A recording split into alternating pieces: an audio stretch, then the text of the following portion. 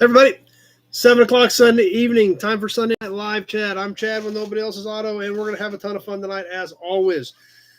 As usual, we are live on two formats, both Facebook and YouTube, so I'll be keeping an eye on comments from both formats as we work through here. Hopefully, Facebook hangs in there. It's been doing a little better, and I'll be keeping an eye on comments over there as well. Looks like we are connected in both places, I think, so... Lots of people on already. Ryan and Amy are on. Ryan said that seeing the yard in person was unreal. Well, that's great. Ryan stopped by yesterday on the way back with a Studebaker that he bought clear out in western Kansas. And unfortunately for him, he had to stop and buy a front bumper from me because whoever he bought the truck from helped him out by moving it, by wrapping a chain around the front bumper and consequently removing the front bumper for him. But we had one here, so he's got one at least. But I'm glad he stopped by. They didn't have a ton of time. They had a lot of bug-in to do. But glad he stopped by for a little bit. There again, it's always great to put a face to the names. And when you guys are coming through and have a minute to stop by and spend a few minutes, that's awesome. So I'm glad Ryan was able to stop by. Glad you guys are on with us again tonight. Scott's on Facebook. Brian is on and already had a couple of Hudson badges, so we're ready to go. Amy says she's already got locking up on her end, so hopefully we don't have too much trouble tonight. Bill is on. Bill Wagaman's on. Hit the like button. Appreciate that. Don't get sprayed next time. Well, I was trying to get good clips, so I did get sprayed a little bit. Pete's on. Lee from New York's here. But anyway, let everybody get their notifications and let them know we are ticking along and ready to go for the night. It looks like as of right now, I am caught up, so... But anyway, like I said, glad Ryan was able to stop by, even though it was just for a short time. They left Illinois, I think he said at 9 o'clock Friday night, and they were here at like 11 o'clock Saturday morning loaded, and they were heading straight back to Illinois. So they put a lot of miles on yesterday. So fortunately, they had a chance to stop by for a little bit, and glad he was excited to see the yard in person. So. Anyway, obviously, Bill Wagaman saw the video of the spray plane that we posted this week. Let's see. Kevin's here. Brian Dispatch is on. Pete likes the crop duster video as well. Yeah, that was kind of interesting. My buddy Robert's on with us for a while on Facebook tonight. I've known Jeff for years. I've just never actually said, hey, what's it going to cost to do this? I just always assumed it was going to be an astronomical amount of money. It's like, well, we figured on acreage, and you've got 20 acres, so it's really not that bad. What we were talking about using on my place is like, it's the same thing I use on pastures. So it's not a big deal. He goes, I'll just, whenever I'm doing pastures and the wind's right and I've got a load of that chemical in, that's what we'll do. So we did. And like I said, so far the results have been great. I've been ecstatic. It's actually keeping the big stuff down and letting grass grow. So it's amazing. Dawn made it tonight. Haven't been catching live feeds.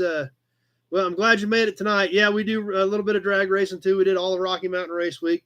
Bill Disk is on from Delaware. Doug's here. Jason made it back tonight. I hope everything went well for you this week, Jason. I knew you had some appointments you had to make this week, so I hope everything went well there. And glad you're back. Jeff Taylor's on with us.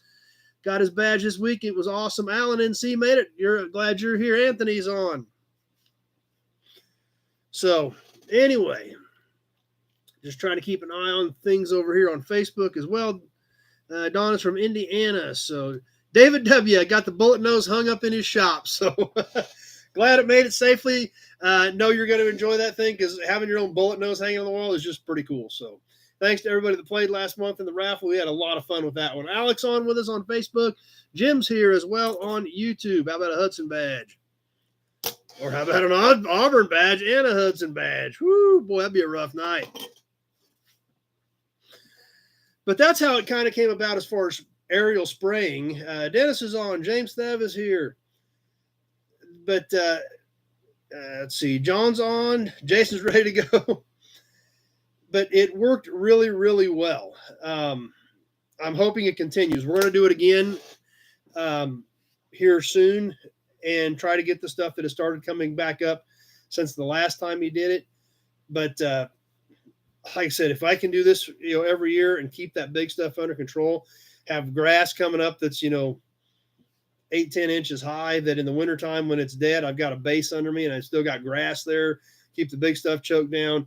I'm keeping my fingers crossed that this works because I don't like weeds. You get that stuff get 6 feet tall. Even the wintertime when it's dead, you're still fighting it because you still got it. You're trying to stomp it down to work around it, and I hate it. It's miserable. And actually, from what I've been spending on chemical to do it myself, I think it's cheaper to do it this way, not counting the time that it takes to do it. So let's see, Doug, any oil cans tonight? Yeah, we got a box of them right here. So we got some, definitely got some oil cans. Don, have you got any 78 Grand Prix? I've got 3 of them, but none of them are T-top cars. Number 1's on with us. Tim from Canada, Rusty James. So that's kind of how that came about. And the fact that Jeff was willing to take the time and walk us around the airplane and explain all that to us. I thought that was super cool too, because a lot of people don't get to see how that works. You see them up there flying around, but you don't always get to see how they work. So,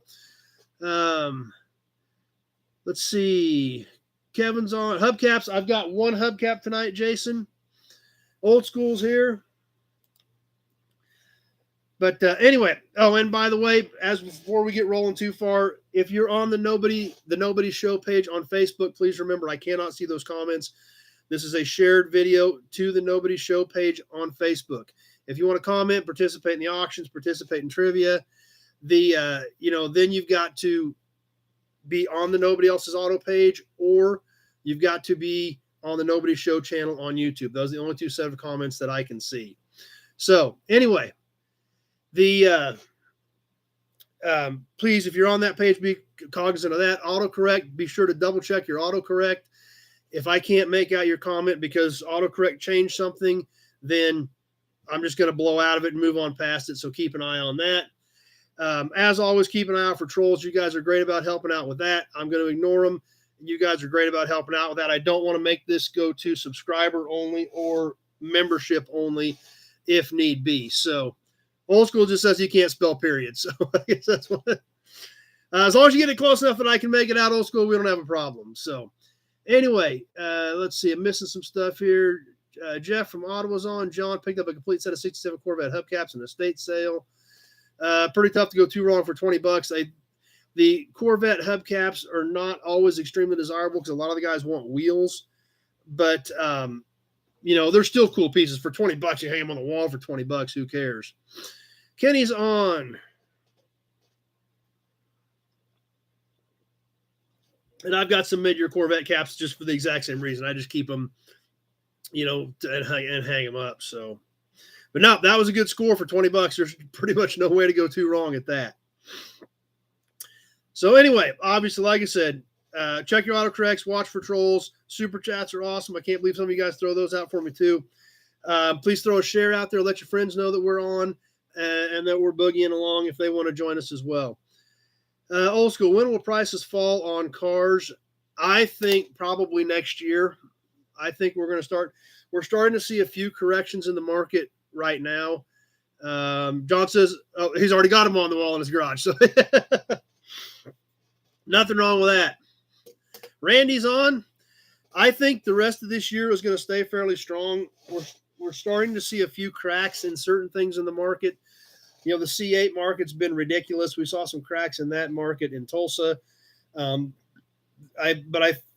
gut feeling is the rest of this year is going to stay pretty strong, but I do feel we will see some market correction by next year is my gut feeling. Tweedly D's on with us. Randy, Tweedly D. I'm trying to keep up with everybody. So that's kind of my gut feeling on when we're going to see the market correct on it. Lance is here. But anyway, speaking of the car market, Chris and I got together this week and getting things rolling for the F&E Collector Auto Auction October 1st here in Great Bend, Kansas. Be sure to check that out. We will start posting inventory hopefully this week. We've got some stuff lined up on the website feclassiccarauction.com. So hopefully within the next week or two, we will be getting some stuff posted up on there. Let's see. First gen Dodge trucks. I don't have any Dodge trucks back in the earliest Dodge truck I've got is the 39 to 47 body style. So I don't have any of that 20s and 30s stuff as far as the first eras of Dodge trucks. Lee, you have any center caps for GM car rally wheels? There again, there's lots of different ones. So, but anyway, oh, one other thing I was going to let you guys know about. Tip of the week, a public service announcement. And you're going to wonder why we're going to have this as a public service announcement, because I learned the hard way. So if anybody's ready for a good laugh, I'll give you a Hudson badge before we get into this. Tip of the week, do not light your underwear on fire while you're wearing them. For some reason, I do know about that. Yep. I don't recommend it. The results are not that great. But, yep, that's, I was cutting some catalytic converters off this week and shot a hole. And it's not uncommon to, I'm cutting underneath the car, cutting the exhaust off, to have sparks pop back, land in your hair or whatnot. I wear safety glasses and stuff. It's not a big deal. Jason said he already knew that. Okay, I hope you didn't learn from experience like I did. So I'm up there cutting this catalytic converter off. Big pop of sparks comes right down the back of my neck, right down the back of my shirt, right down the back of my shorts. And I can move really, really quick at that point. I think I learned some dance moves I didn't know I was capable of. And I'm still holding a lit torch. So I've got to get the torch shut off before I can even do anything about it. So that's right, Randy. That's what I was doing. John says no about that. Rusty says I wouldn't talk about that. Well, it's a public service announcement. I learned the hard way. That's right. Martin Design says things got real fast. That's exactly what happened. Kevin says, good tip. Weenie Roast, I didn't live stream it. There would have been no way to live stream that. There was too many things flying too quick. John said he set everything on fire at least once. Big Block 402 is here tonight. That is right, Jeff Taylor. That was some hot pants, that's for sure. Jason said that had to do with methane gas and a lighter. So, anyway, tip of the week, public service announcement. Don't try it. Nate says, sounds like the same results as welding in flip-flops. You could end up with the same problem. That's right, Kenny. This has been a test, only a test. That's right, Hudson Badge. I can assure you the test was not successful. It did not work out very well. So just thought I'd throw that little tidbit of information out there just so you guys might think about that.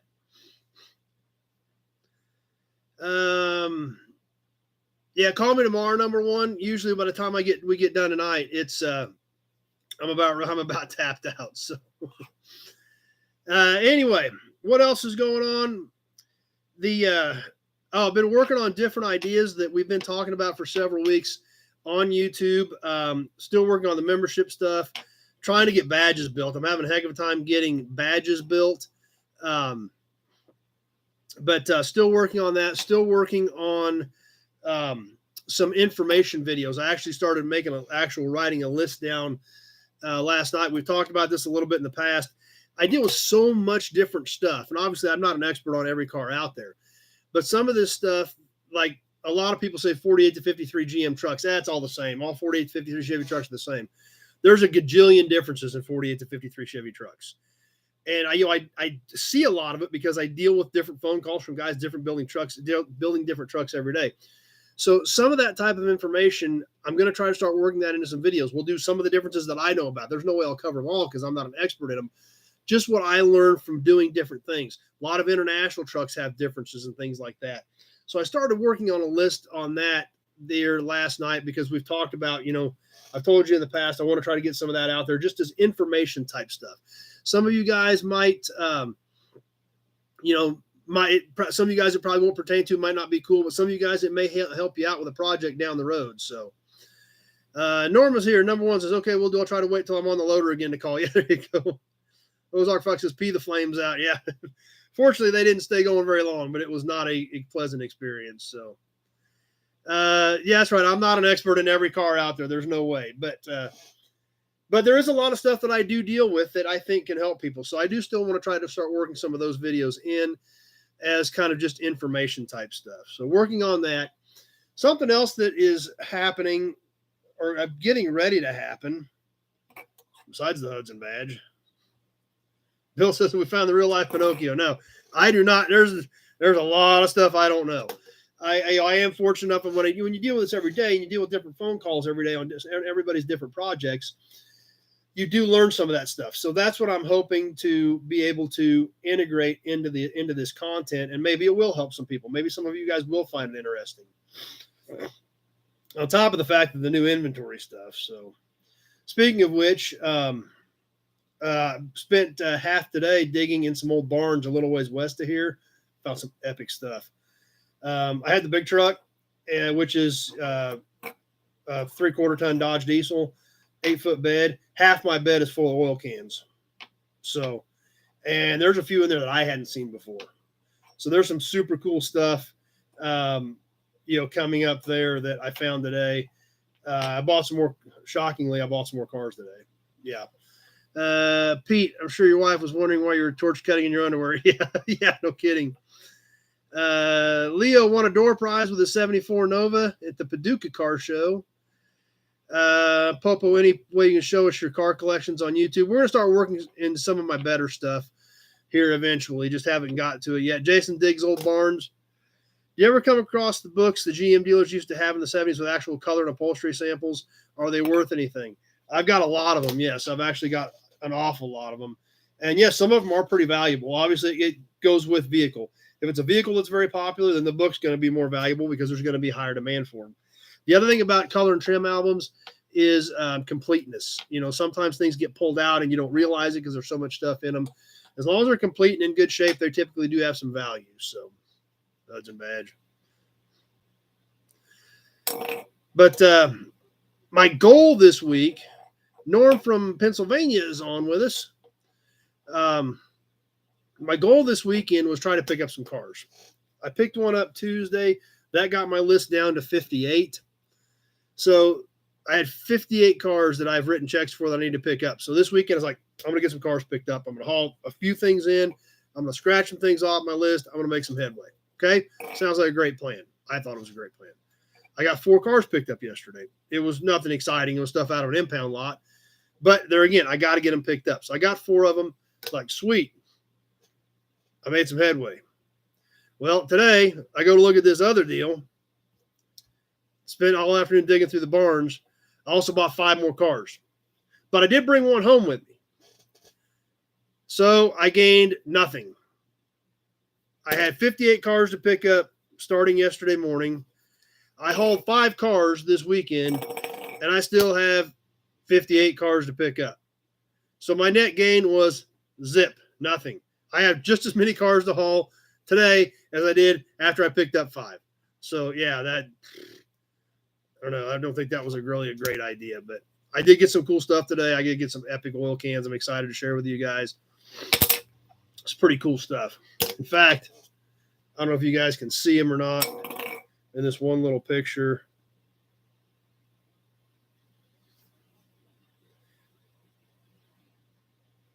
I don't know if you guys can see in that picture. That's one corner of where I was digging at today. So, I mean, it was literally, I had to go up over piles to get to this point to where these few cans were at. So,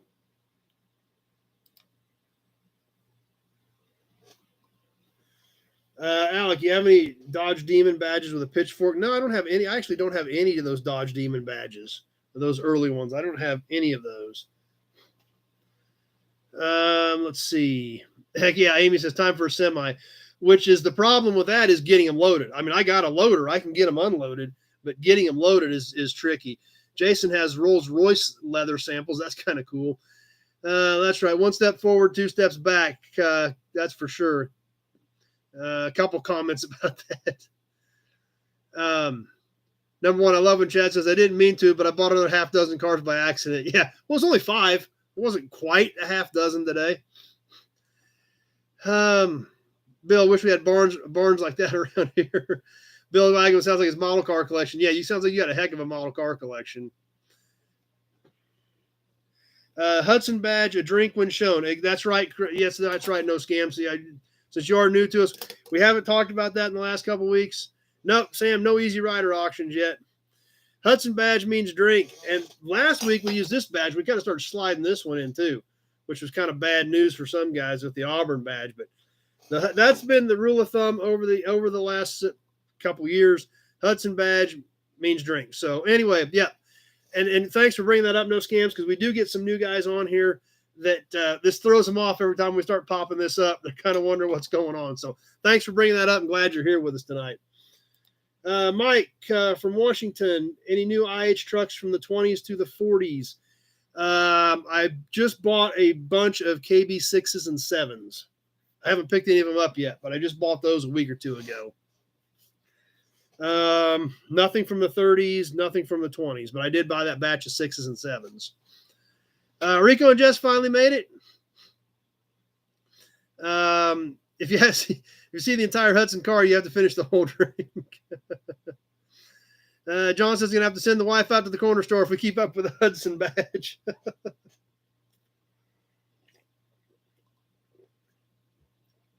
But anyway, one more thing before we get into the regular badges for tonight that I wanted to mention. I've got, for me, and granted, I'm small. I mean, I know on YouTube, I'm like this. I'm a speck. I'm not one of these big guys with millions of subs. I understand that. But for me, I am coming up on kind of a milestone for me personally. Bill says, where's Trouble at tonight? Actually, she must be out in the shop. She was out in the shop a little bit ago. Yeah, if you guys, anybody that was on last week, Great Kitty wrecked the chat. So she got to walk around the keyboard and lock the whole thing up. But I don't see her in here right now, so she must be hanging out in the shop. They've got a kitty door, so they can go in and out of the office. But yeah, Great Kitty wrecked the chat last week. I went in and tried to blow completely out of it, start a new chat, but YouTube said the original chat was still live. And I just finally, after about 10 minutes, I just couldn't get anywhere with it. So, but anyway, Bill, I haven't seen her, but she may meander in here yet later. Jay's a shotgun for the whole car. Steve Sexton's here. Yes, Kenny says Great Kitty's in timeout. I think she's just hanging out outside. So, number one, what did any of the other nobodies buy this week? You got Super Clean and a Big Mac. Dave, 75 and 79 Novas. I have just one, I believe. I've got 175 two-doors, the only Nova I've got in that body. How many lives does Great Kitty have left? I didn't actually strangle her. I wanted to strangle her, but I didn't. She's still kicking around here. Big Guys 45s is here. But anyway, what's coming up with me on YouTube? And like I said, I understand I'm just a speck on YouTube, but I'm coming up on 1 million views. I'm like 960,000 views. So it's not the same thing's going to happen tomorrow, but sometime in the near future, maybe a week, maybe 2 weeks, maybe a month, maybe 6 weeks. I don't know. Depends on how view goes. Depends on how much of you guys help me out and spread the word around. That's right. Big guy right there says, hit the like button. Feel free to subscribe. Thanks, big guys. So anyway, I'm coming up on 1 million views. When I hit 1 million views, we'll do something kind of similar to the when we did the 10,000 subscriber episode, which, we kind of had a good time that night. I just grabbed the big Buick oil can. Anybody that was in the raffle that month, we just grabbed some names out of there. We did a couple of trivia questions. We did some extra auction items. We just kind of made a night out of it. So we're going to do another special episode whenever I hit the 1 million view mark, which, like I said, if I have a video take off, it could be tomorrow, but I've only had a couple videos do 40,000 views, so I don't see that happening. But you never know; it could happen. So anyway, if you guys help me out, share it around. We're gonna have a 1 million view party whenever we get to that point. So, Big Block 402, 1 million is a great milestone to achieve. Yeah, I'm kind of excited about it. But like I said, compared to these big guys, I'm nothing. They get that like every week or every day. But for me, it's a big deal. Let's see. Getting caught up here. Mercedes, where's your clock at? I got clocks everywhere. I don't know which clock we're talking about for sure. David from North Carolina. Accordion B-pillar X bodies are super hot right now. It's like a whole generation of grannies. Welcome to grandkids. 1 million views. Can we blow up a Camry? I got a video blowing up a Camry I could post if we did that. Would be good if somebody could do a meetup sometime. Big Guys 45, earning subs is hard. Too hard for some people sometimes. It is. It's very difficult to grow on YouTube. It is very difficult. It takes a lot of time, a lot of patience. There's some guys that just get a lucky stroke and blow up. But, I've worked very hard, very diligently to keep this thing going. And it's great because you guys are here and we hang out, we have a ton of fun. But it is tough to grow on YouTube. So, and I appreciate all your guys' help in helping me grow. That's absolutely critical to it. Let's see. Bill, this would be cool if we could do a meetup sometime. Yeah, it's difficult, but it's great when I do see some of you and we do get to do a little content. Ryan was in such a hurry yesterday that I didn't even want to felt like I was bothering him because they had a lot of boogieing to do. That's for sure. Nate, everybody needs to go back and watch some of the first episodes. Tons of good content. Thanks, Nate. I appreciate that. And that's true. When I go back and look at my videos from a couple of years ago, there's stuff with 200 views. And there's some cool videos on there. At least I thought they were cool. The quality is worse than they are now, and I'm still not great at it. But thanks for throwing that up, Nate, because there is a lot of stuff out there that a lot of guys haven't seen from a couple of years ago.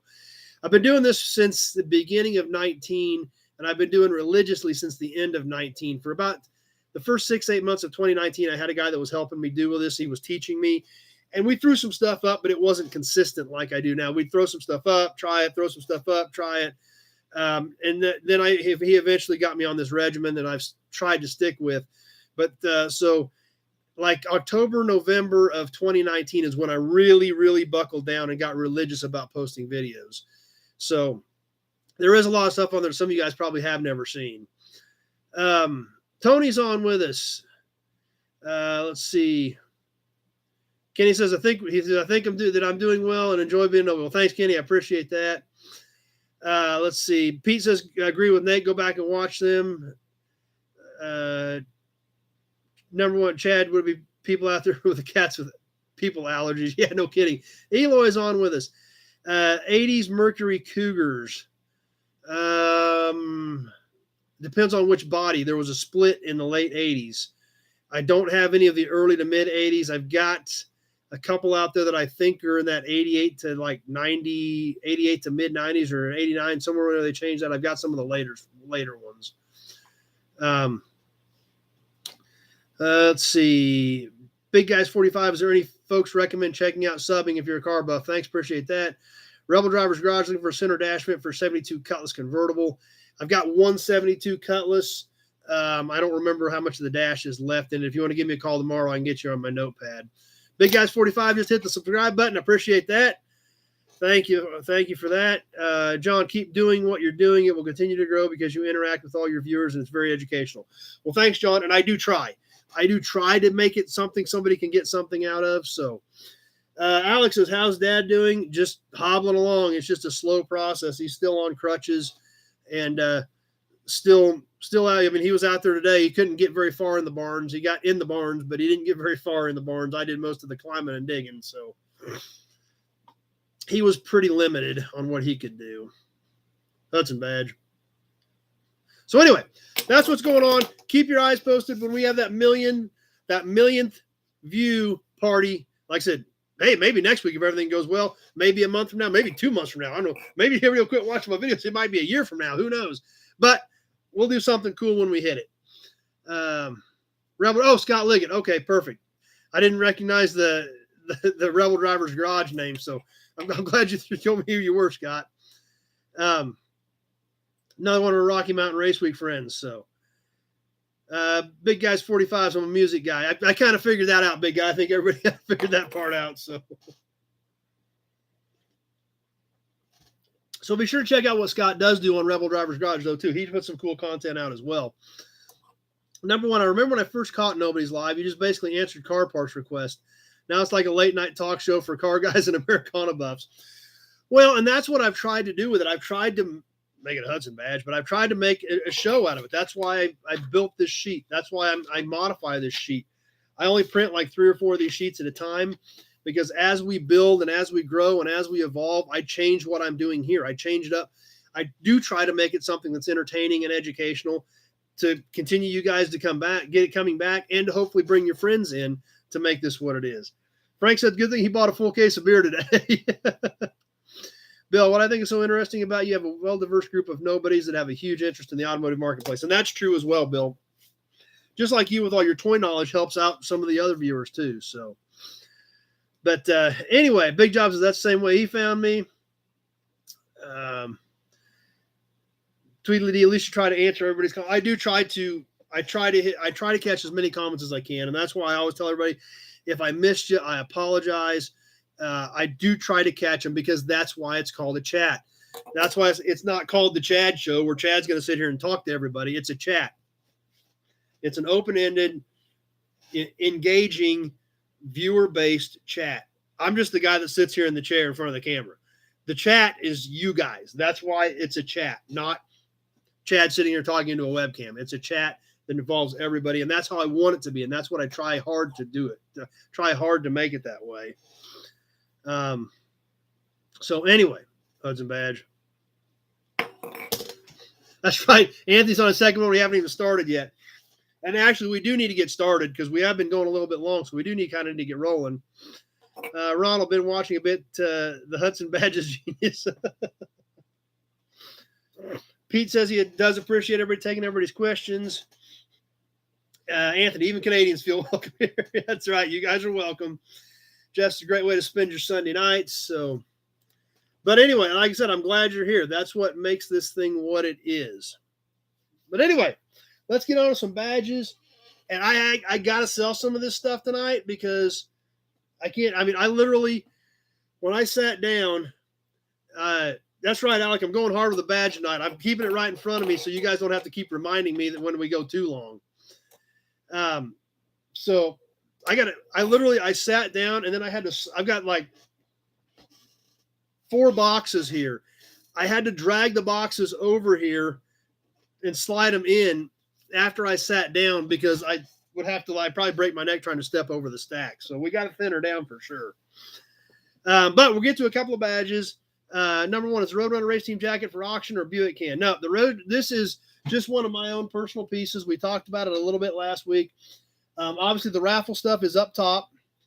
I told you guys that I would start moving start showing off a few things that I've got in the office because there's almost 20 signs right here in the office that a lot of you guys haven't seen. And that goes back to, like Nate just said, the early stuff. When I first started this deal 120 episodes ago, because this is number 121, those first 10, 15, 20, 30 episodes, when I really kind of started trying to develop this into something, I started hanging something different up here. Well, I started in the office because all this stuff is right here. So there's literally all kinds of signs in here that a lot of you guys haven't seen. So since we've got the raffle up on the top shelf this month, I'm going to work a few different things into this area over the next few weeks, but it's going to be my own personal stuff. I got some great stuff to share with you guys, so I hope you're going to dig it. But that is an original Plymouth Rapid Transit System jacket from the late 60s when they did the performance seminars at Plymouth dealerships. This is all original. I found it at a dealership in Texas that was originally called Fenner Tubbs, which actually sponsored some drag cars back in the mid to late 60s. So this is an actual Plymouth jacket, Rapid Transit System jacket from the late 60s that I found at a Chrysler dealership when I was working for Chrysler. When I was out calling on dealerships, I'd always ask around when I was in a dealership, hey, you got anything cool laying around? Come up with this original, authentic Roadrunner beep beep jacket. So cool piece. But no, it's one of mine. So, and this is the Church of Chad. Yeah, John Anderson, pork rinds, and my lazy boy with his lab Daisy hanging out with Chad and the Nobodies. Life is good. Well, I'm glad you're enjoying it, John. It sounds like a pretty good plan. KB Truck, tell all my car and truck friends about your channel, especially when they're looking for parts. Thanks, I appreciate that. Number says, put the jacket on. That's the sports coat for our host. I could try it on, but I'm not going to wear it. I'll tell you that for sure. It is 89 degrees in here right now. According to my AA Durham Mercantile Company Chevrolet thermometer, it is 89 degrees in here. So I don't really want to wear a jacket. Now in the wintertime, that's a cool idea. We might do that in the winter. Right now, I don't want to wear a jacket. Jason says, Hudson High Life Church with Pastor Chad. That's right. Thanks. Appreciate that. Because we're on a mission from God. That's right, Jason. Daniel says he's late, but you're here. That's cool. Glad you made it. Let's see. No Scam says very cool. Have you thought about making hats? I haven't really thought about hats. We've talked about, I need to do some stickers. We talked about aluminum club plaques. Obviously, we've got T-shirts. So, but hats has never really come up. Pete says it's a cool jacket, but he's still looking at the Heather poster. Big Job says, I need a drink, Chad. I got a big cup of water, so. 89 degrees. The Fruit of the Loom still smoldering now, but it's getting pretty warm in here. Scott just saw the Heather Thomas poster, too. Sunglasses and a full tank of gas. Hit it. That's right. Yeah, Big Job wants some of the car plaques as well, too. So, but anyway, we need to keep moving and get into some badges tonight and get rolling with some of this auction stuff.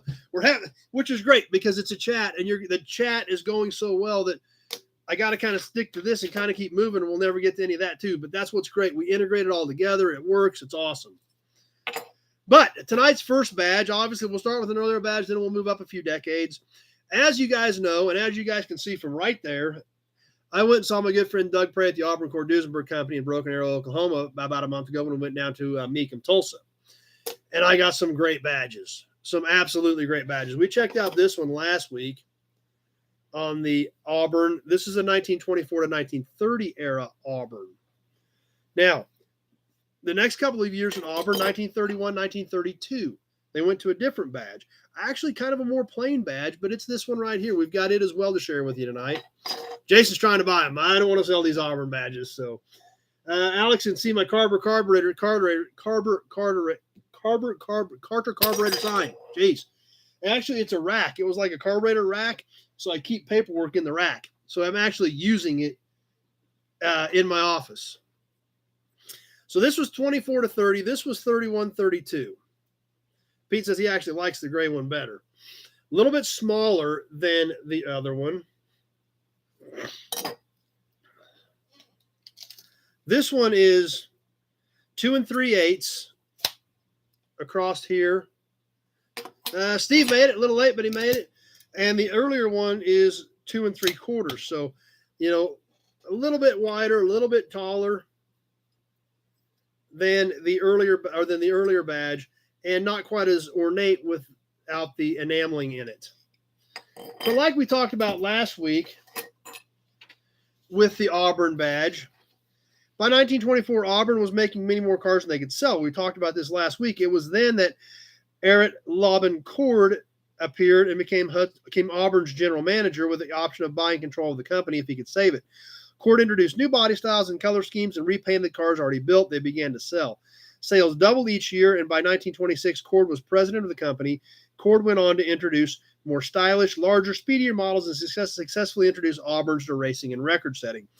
Auburn became one of America's most successful cars, and sales continued to grow until 1932, when the Great Depression resulted in falling sales. So this was the badge 31-32, kind of towards when things started slowing down for Auburn. Johnny Z, first ever chat for me. Happy it was on your channel. Been watching for a couple months. Glad you made it, Johnny Z. Glad you're hanging out with us. Popo likes the black one more than that, and I do too. I like this one better than this one. This is why we're kind of following along through the era on these. Zach made it on Facebook. Glad you're here. Steve lost track of time. He's working on a Pontiac motor for his 49 wheelies wagon. Kenny digs them both. Big job. Doug seems like a busy guy. Got one heck of a knowledge of business. Yeah, he is very busy with the blasting company, the restoration. But there's nobody that knows this stuff better than that guy. I mean, he grew up with it.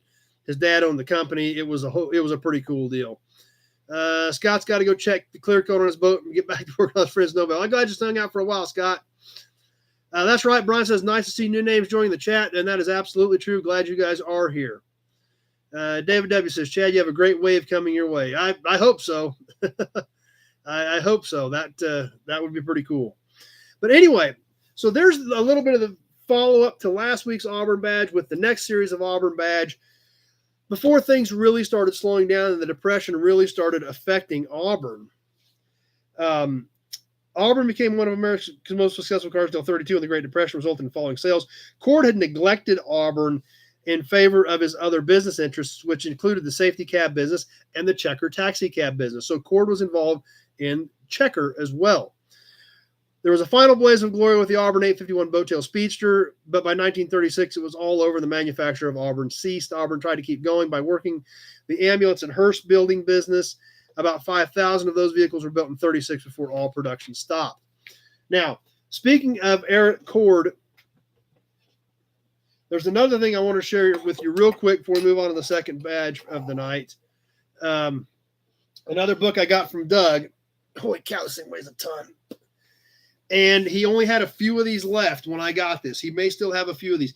If you're interested in the Auburn automobile, the Cord automobile, all the stuff that Cord was involved with, this book covers it. And this thing is a monster.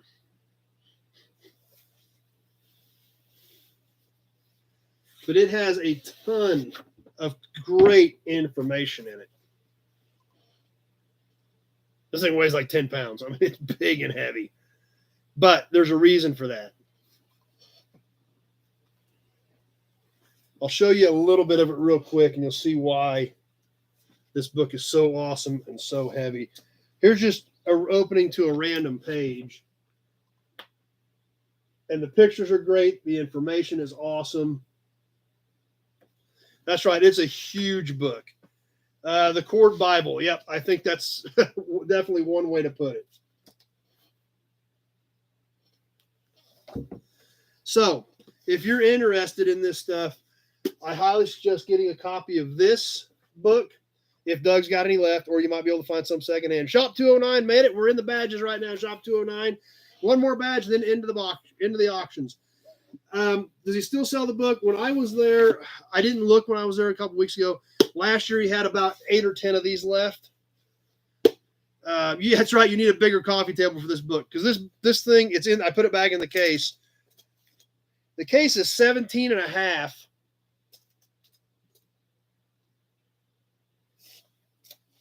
by almost a foot, but tons of great information. That's a great book if you like this Auburn Cord stuff.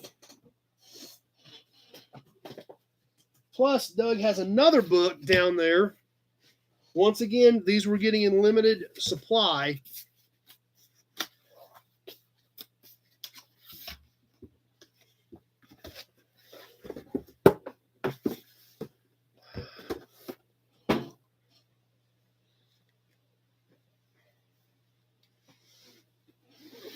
That's right, John. It would be hard to misplace that book. Alex says it's huge, too. The Cord Complete.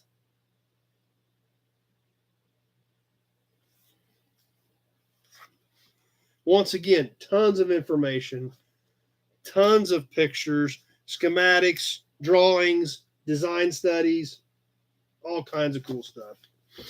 Let's see. That's right. Rebel Driver's Garage, Scott Lee. Cord had some cool innovations at the time. 4-speed transaxles, electric shifters, supercharged flathead V8s. If you've not seen those videos, Scott, I've got videos on all of that stuff from the Auburn Cord Duesenberg Company where Doug explains how it all works. We've actually got a video on the 4-speed Cord electric over vacuum shifted transmission. We've got a video where we show it working in the car, shifting it in a car, where with the cover off, where you can see it working. Plus, we have that's the first part of the video. The second part of the video, they had a reman unit on a stand, and Doug walked us through how that thing worked. If you think this stuff is cool, go back and check that stuff out. It's on the Auburn Cord Duesenberg Company playlist on my channel.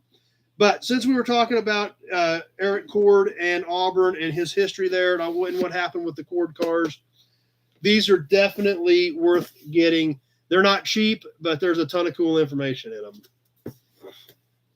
So Kevin digs them. Kenny digs them. Yeah, it's cool stuff. So I did want to share that with you guys as well, because if you dig this stuff like I do, there is a lot of great information in these books. Grant, Straight Six fan, was in Oklahoma City about a month ago. It was really cool seeing the revitalized Midtown and history of the Automobile Alley. I've not seen that yet. That's right, Pete. Those are not small. That's not a small book either. No, I didn't buy them by weight, but they still weren't cheap. Probably could have bought them by weight. They may have been cheaper. But they're great books. They're limited production. There's not a lot of them out there. That's right, Shop 209. That is Heather Thomas right there. She keeps an eye on us. So, Popo Filippo, long history behind those badges. There is. There's a lot of history to them. Straight Six fan, Grant's back to work on his Grand Prix. Shop 209. Nothing cord is cheap. There's a good point there, too. We do have some cool cord stuff to check out in the coming weeks, though. Scott, Rebel Driver's Garage. In my LA days, I had a buddy who had several. Learned a lot about them. They're extremely interesting cars. So, and the fact that Doug Prey took some time to do those videos with us and explain some of that technology today that seems normal, but you think about they developed this stuff in the mid-30s, it's bonkers. So it's all on the Auburn Cord Duesenberg playlist on my channel. So Leo Diggs says, cool coat. Yep, that's the Roadrunner jacket we talked about a little bit ago. An original from the late 60s from the Plymouth Rapid Transit System performance seminars. So, but anyway, what year had fenders that turned? That I'm not familiar with, Shop 209. Tucker tried to make his fenders turn, but they acted as rudders and made the car uncontrollable. I don't know of any of them that had fenders that turned, but that was a concept that Preston Tucker attempted with the Tucker Torpedo, but they literally acted as rudders when they turned and made the vehicle uncontrollable. So I don't think anybody had fenders that turned, but I could be missing something. That's right, Amy. They don't make cool stuff like that anymore. So there we are, the 1924 to 30 Auburn badge, the 1931-32 Auburn badge for the early badges for tonight.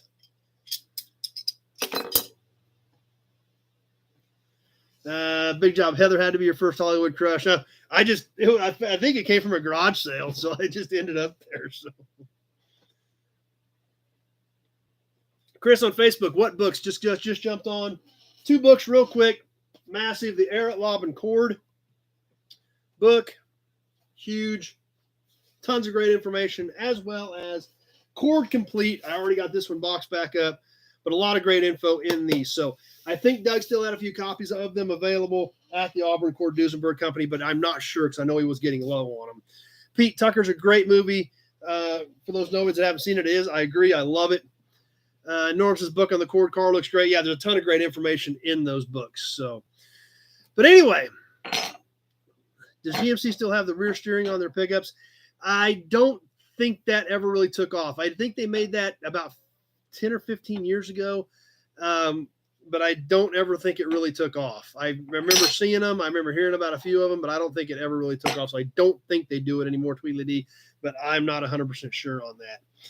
As always, for our next badge, we're going to bump up a few decades to another badge that I've actually had since I've been a kid. I pulled this out of one of my personal stash boxes. The studs are broken, so it isn't good for much, but I love it. The 1966 Buick Grand Sport Grill badge.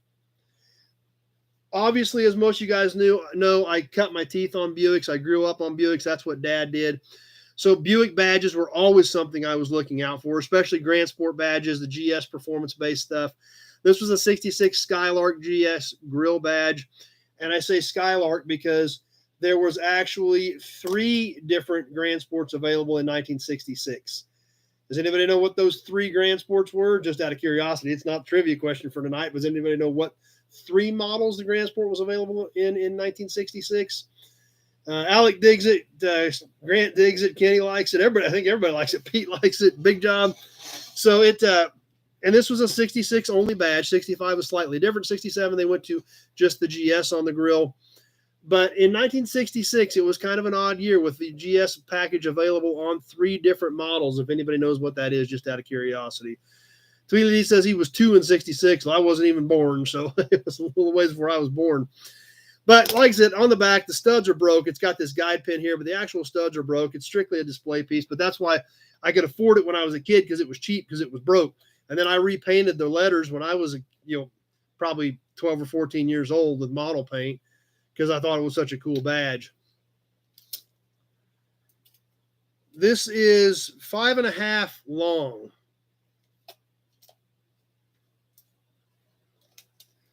So it's 5.5 inches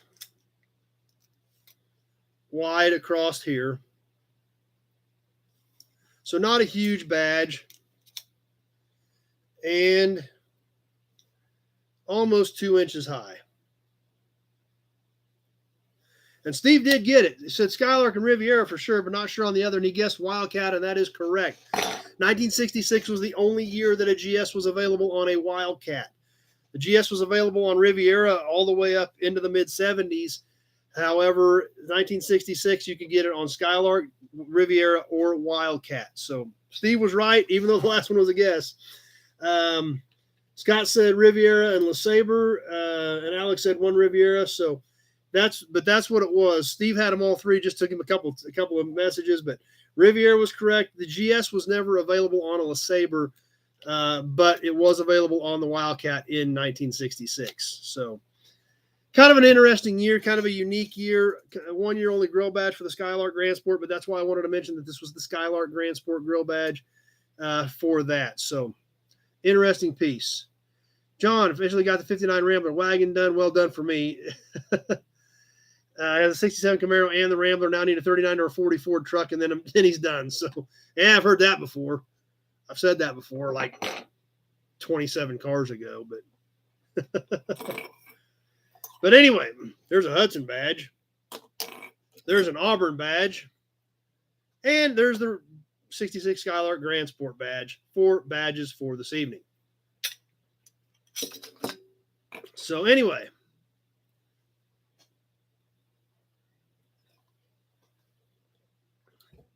who's ready for some auction time stuff? I see a lot of you are ready for your Hudson badge. Let's get into some auction stuff. I got stacks of stuff. John just said his wife said he's done. So, but I got a little bit of everything tonight. Pete did the same model, share the same badge. There was one badge, the quarter badge, I believe Wildcat and Skylark used. The Riviera badge was different. I believe the rear quarter badge was the same on Skylark and Wildcat. The Riviera was on the front fender under the Riviera script, and I think it was different on 66, 67. So Shop 2 and I still paying for race week. So. But no, that's a great question, Pete. Thanks for throwing that up there. Gray Kitty is out in the main shop, Zach. So that's what, and I haven't seen her come back in. She must be out there wandering around. So can I explain the auction rules real quick? No scams, absolutely. What I'll do is I'll hold up a piece. We'll talk about it a little bit, tell everybody what it is, talk about the significance of it, condition of it, and at that point, as soon as we start looking at it, you guys can start bidding on it. After we get through the initial description and talking about it, I will put it on a timer on my phone. I just kick my stopwatch on for 2 minutes. I will tell you when 1 minute has passed. I will tell you when 1:30 has passed. And then when we're down to 20 seconds and 15 seconds. Reason being because there is a lot of you guys have a 10 to 15 second delay. So that's how I kind of make sure you guys know when we're getting close, so you can kind of try to plan your delay.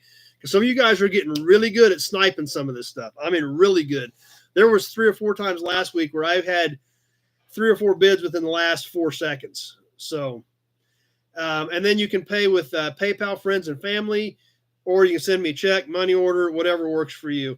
But I don't do any regular credit cards or anything. It has to be PayPal, friends, and family, check, money order, Western Union, any of that stuff I'm good with. So.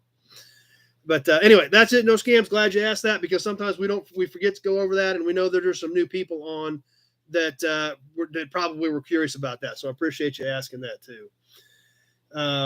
Zach, just checking to make sure she wasn't around to mess up the live feed. Yeah, we don't want her jumping on the keyboard in the middle of the auction.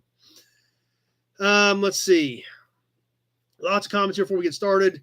Big Guys 45's Everly Brothers repaired to classic 57 Bel Air in their 84 music video on the wings of a nightingale. Pete says my stuff is quality. That's good. How do you pay? Like I said, check, money order, Western Union, or PayPal, friends, and family. And like I said, the delay is always an issue. So please keep that in mind. Before you begin the auction, put up the rules, please, for the new nobodies. Like Bill says, so perfect. Appreciate that, Pete. But anyway, what do we got to start with? We'll start off with a few emblems, and then we'll get into some cans. I got one hubcap. I got a couple of signs, some books. I got some cool emblems too. So, but anyway, that being said, we'll get one more Hudson badge in here while I do some digging. I'll give you guys something to do while I do some digging. Let's get started.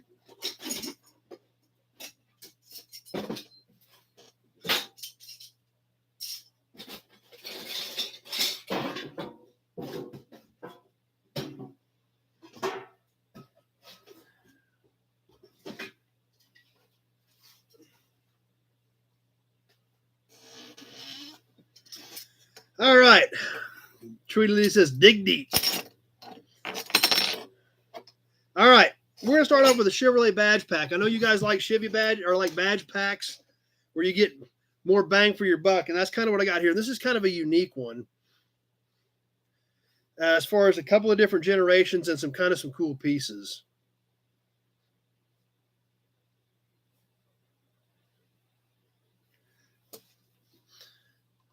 Let's see. John said he had his 2 beers, so he's on the Diet Coke now. But on this Chevrolet badge pack, 4 badges. They're all smaller, but they're all cool. They're all kind of generic Chevy. We'll start off with just a basic bow tie grill badge. Big Guy 45, hit the like and sub button. Appreciate that.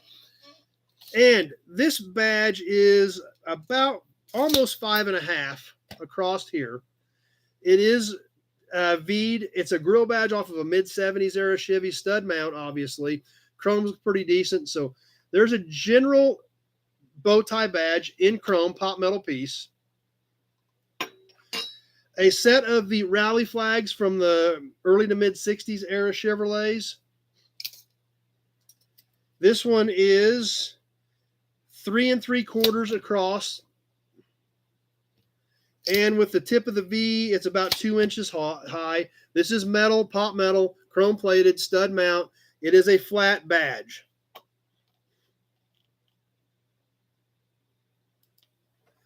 Alex already in at 10, and we're only halfway through the badge pack. So Alex starting us off at 10. The next badge, this is an early 60s. I think this may have been broke off of one. I'm not sure, but it still looks cool. But it is another stacked bow tie badge. I think this was like part of another, like a Bel Air or Biscayne at one point, but this is how I got it. So it's still kind of a cool looking display piece. It is a flat mount badge, so you can put it on your toolbox or whatever. It is metal, stud mount. Zach at 15. Chrome plated, a few pits in it, but overall pretty decent. Last badge, going to be mid-50s era, the gold small Chevrolet badge, like 55, 56, 57-ish era on this one.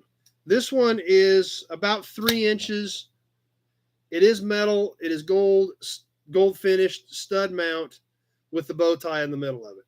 So anyway, Zach at 15 is my high bidder on the entire badge pack. All 4 pieces, 1 bid, 1 money, and we'll get this thing on the timer. Alec at 18 is my high bidder, and we are live. As of right now, we're ticking down. Alec at 18.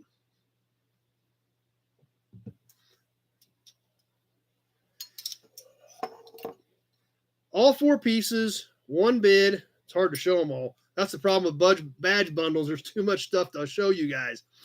But anyway, we are live. Alec at 18, all 4 pieces, 1 money, and we're ticking down. I kind of start looking at what we want to do next. 30 seconds has passed. Alec at 18 is my high bidder.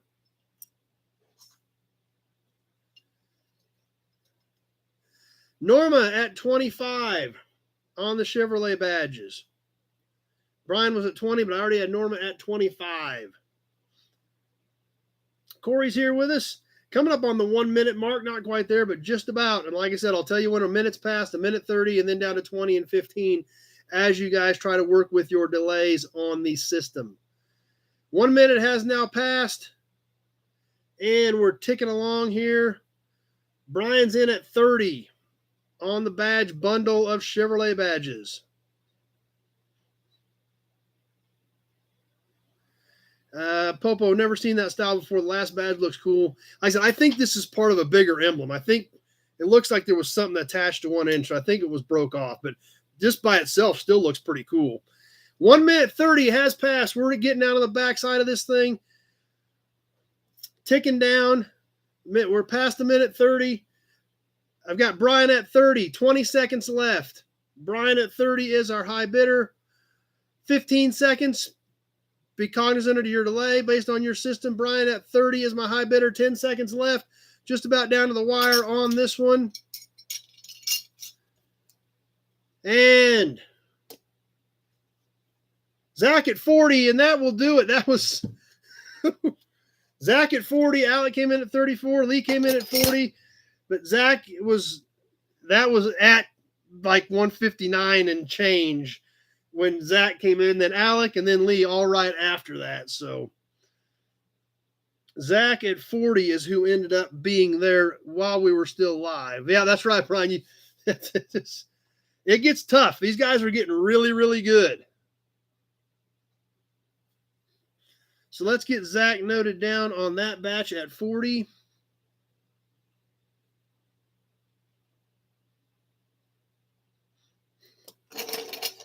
And get to something else.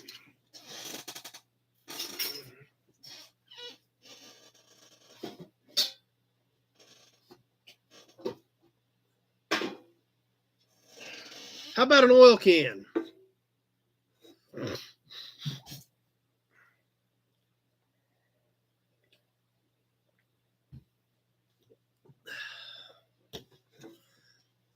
Sunoco Super Fleet. This is a composite can. Zach, my sniping skills are doing good so far. Probably need another drink. Yeah, because you cut that so close that it was that much longer, and you'd have missed it. So let's get rolling on this oil can. Sunoco Super Fleet. This is a cardboard can, but it is a great can. Thanks, Kenny. Appreciate that. Typical regular 1-quart can. Nope, no toolboxes, Popo. So it's a regular 5.5-inch tall can, 4 across the top, normal size. Sunfleet HP SAE 30. It has cool graphics with trucks, cars, cement trucks, semis. Dennis is in at 10 on this one out of the gate. Philadelphia, Pennsylvania. Even into trucks, into equipment, tractors. Great looking Sunoco can. But like I said, this is cardboard. But I'm definitely not opposed to cardboard cans, especially when they look this great with these colors. So Grant's got to get off to exit his next video. Appreciate you being on for a while with us, Grant. Be sure to check out Straight Six Fan on his channel. That's right. Big Job says it is bright colors. And it is eye-catching. It is empty, Tweedly D. And speaking of which, Alan NC, I went ahead and drained your can from last week. And most of these, I'm going to have to do them drained because the post office is getting stickier on shipping chemical. So most of these from now on are going to be drained unless you really want something full. And I got to see what we can do about shipping it. But yeah, this one is already empty. Has been drained from the bottom, so it's got a couple holes poked in the bottom on it. But yeah, it's cool. It's great graphics, good colors. Sunoco motor oil. So let's get this on the timer. I've got Tweedly D at 20 is our high bidder. Tweedly D at 20 on the Sunoco can. We are live on that 2-minute timer. Do I have any Richfield? No, I don't have any Richfield stuff, Kenny. Not any duplicate Richfield stuff. I know I may have a few pieces, but I don't have any duplicate. Dennis at 25 on the Sunoco can. No scans came back at 25, and Jason's at 30. So I got Jason at 30 on the Sunoco can. Tony's at 45. 30 seconds has passed, ticking right along on the Sunfleet HP. This is embossed on the top of the can. So we're coming up on the 1-minute mark. I've got Jason at 30 on the Sunoco can. And 1 minute has now passed. John at 40. I've got John at 40. 1 minute has passed. We're ticking along on this thing. And coming up on that 1.5-minute mark, keep an eye on Facebook as well. Please remember, I've got bids coming in on 2 different formats. So John at 40 on the Sunoco can. Yep, Alan and see your checks here. It's already on the way to you. 1 minute 30 has passed. We're on the back side of this deal. John at 40. 20 seconds left. I've got John at 40 on the Sunoco. 15 left.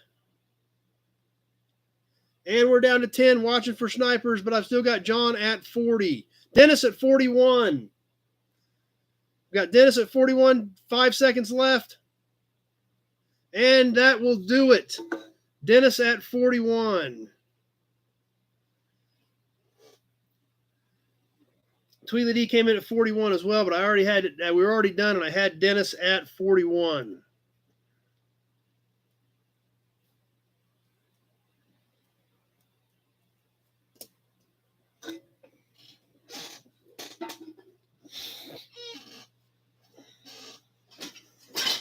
Let's do a couple of old books. I don't know if there's going to be much interest in these or not. I found these laying around and thought we'll try them. One of them's a little rough. One of them's more intact. But we'll try it. And if you guys are interested, if I find some of this other cool stuff, we'll throw it out there. If you don't like it, we won't do anymore. But it's something kind of different, so we're going to try it. Where's the trim tag on a 79 Camaro? Should be right up on the firewall.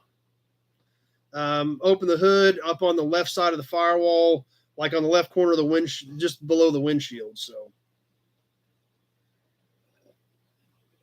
So let's try a couple books. If nobody bids on them, I'll know not to do them again, but we'll try them. Popo, the value of these items will definitely go up in the future with the museum collections. Yep, thanks, appreciate that. Here we go. A couple of manuals, old Chevrolet manuals. The first one is kind of rough, but it's the earlier one, and I don't even know if it's complete. The cover looks cool, but it's rough. The 1937 Chevrolet shop manual. These weren't extremely thick. This one is a little rough. Like I said, I don't know if it's all there for sure, but it is a cool looking piece. Like I said, other than this chunk missing out of the cover. And I'm going to sell this together with another one if you guys are interested. So the 1939 Chevrolet car shop manual. So this one isn't bad. I mean, it's 80 years old, so it's showing its age. It kind of got the corner folded over back here, so this needs to be laid back out flat. The binder is still intact, so I'm fairly confident that most of this manual should be here. But there's a lot of cool stuff in these books. If you have the car, they're a necessity. Well, Jason's going to start us off at 10, so Alex at 5. I got Jason at 10. So we'll go ahead and sell them off, see what you guys think, and see what the participation is on these manuals. Corey says, how do you pay? Check, money order, Western Union, or PayPal friends and family is how you pay on this stuff. So, but anyway, on the pair of Chevrolet manuals, Kenny says looks better than some other 80-year-olds he's seen. We'll get rolling on. We're going to throw them on the timer. I've got Jason at 10. I've got Alec at 13 on the pair. We are live. We're ticking down on this one as of right now on the pair of manuals. Get my notes caught up so I don't lose track of something, which I can do. So Alec at 13, John at 15 on the pair of manuals as we're coming up on the 30-second mark. 30 seconds has passed. We're heading towards the 1 minute. John at 15 on the pair is my high bidder. Kenny's in at 18 on the pair of books. You're getting both of these, even though the 37 is a little rough. The 39's in pretty decent shape, considering its age. So kind of neat pieces. If you got one of these cars, they're a necessity. But they're still kind of a cool novelty piece, good conversation starter. So as we come up on the 1 minute mark, 1 minute has now passed. We're on the backside on this one, on this pair of books. Jason at 19, Alec at 20, John at 20. I had Alec at 20 first. So I've got Alec at 20 on Facebook on the pair, just about to that minute 30 mark. That's right. Jeff says they're thin because they don't have emissions controls in them. Alec at 20 as we come up on the minute 30. 1 minute 30 has passed. We are definitely getting down to the backside. Watch out for the snipers or be thinking about what your snipe max bid may be. Tweedly D at 25, 20 seconds left. 15 seconds left. I've got 25 from Tweedly D. 10 seconds.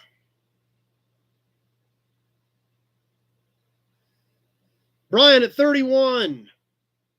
And just about done. Johnny Z at 40, right at the very end. Johnny Z at 40 on the pair, right at the very end on that one.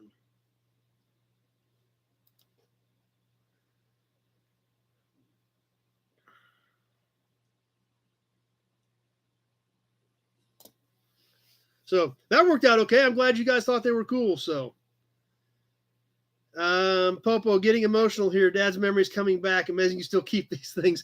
I've got buildings full of this stuff, Popo. That's why I'm selling some of it off. That's extras and duplicates and stuff for me. So we got a lot of cool stuff to go yet tonight.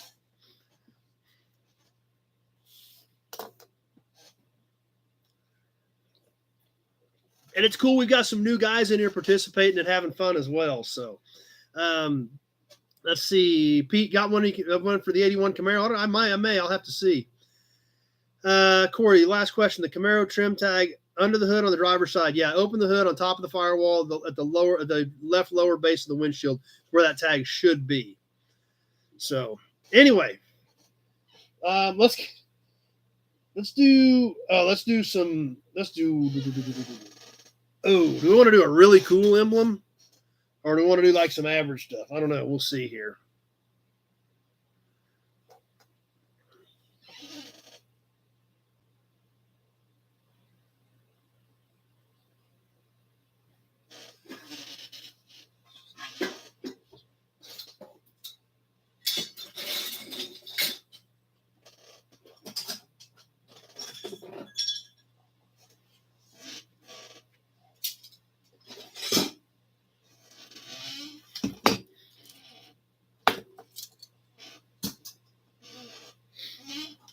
Let's do something kind of cool here.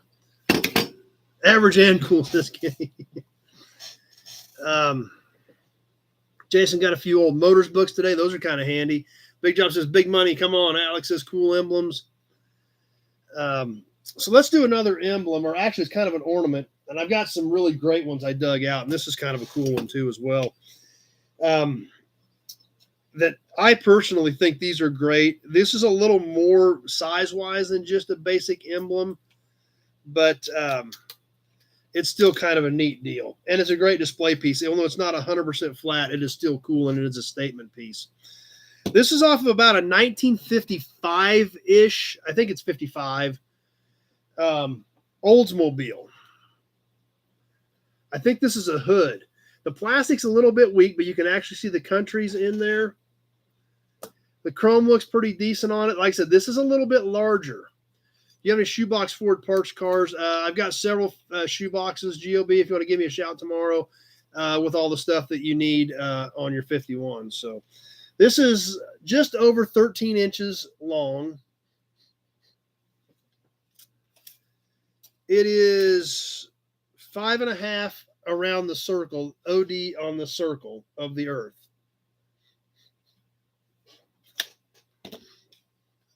So the plastic is there.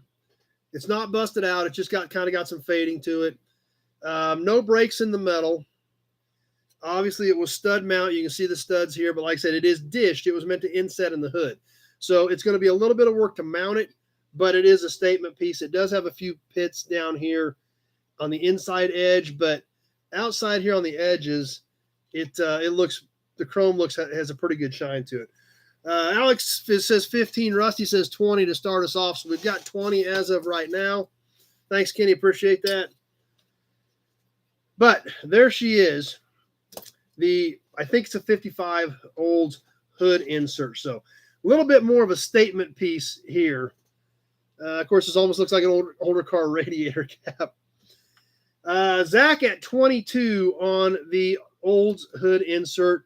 We'll go ahead and kick this one off. We are live. We're going on the timer on this one. Zach at 22 is my high bidder as we are rolling down on the time. Kenny's at 25. Alec is at 25. So I've got two of you at 25, but I'm pretty sure that we're probably not done there yet anyway. So Big Job says, reminds me of 55-56 trunk emblem. Yeah, I'm pretty sure this is hood. I don't think it's trunk because I think trunk was more of a flat mount. 30 seconds has passed. We're just past the 30-second mark. As we're ticking along, I hope somebody breaks up my Kenny and Alec tie here at 25. So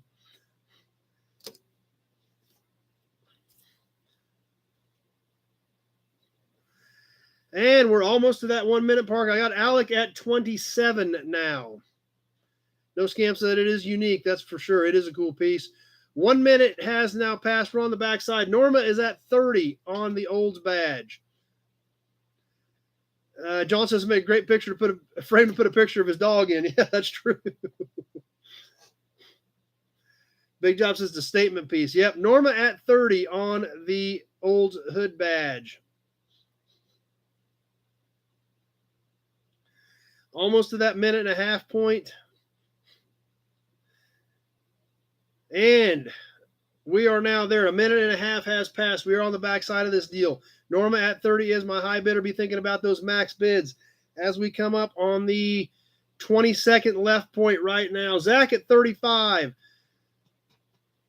15 seconds left. I've got Zach at 35 on the Olds badge. Jess came in at 35, but I've already got Zach at 35. 10 seconds left.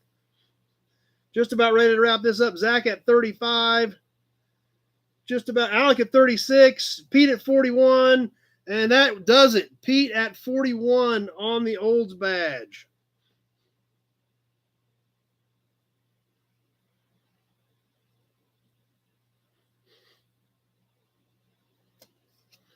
So, cool piece there as well.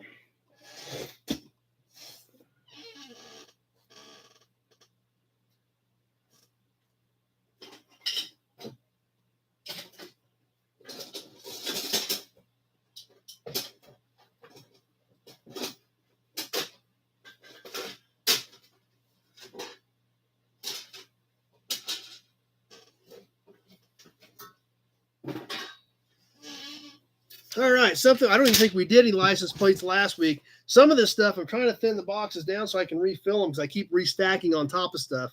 So I got 2 license plates in the box. So let's just sell them together as a pair since we haven't done any in a few weeks. And they're both in pretty nice shape. Both Kansas plates, 1973 in kind of the Packer color, green and yellow. Nice plate, pretty flat. It's got a little bit of a twing to them like they all do. Back looks nice and clean. And, yeah, everybody on Facebook says nice snipe, Pete. Yeah, you got that in at about 158. So Norma's already in at 20 on the license plate, so we haven't got to the second one yet. And the 1976 license plate, kind of about the same condition. Good shape, good color, blue background, white numbers, clean on the back. SG on these plates means Sedgwick County, which is Wichita area. In Kansas, these 2 letters designates the county where they were from. The earlier plates, they actually had a 2-digit number that would designate the county. Like Barton County, where I live, was 33. You look at tags from the 30s and 40s. For me to register something here, I need one that's county 33. Then they went to the letters SG. This is Sedgwick County down in the Wichita area. We're going to sell the pair for $1 money. And I've got no scams at 25 on the pair of Kansas plates. So let's reset the timer. And Norma at 30 is my high bidder as we get ready to roll, and we are live. So I've got Norma at 30 on the pair of plates. Get my notes caught up here so I don't miss something.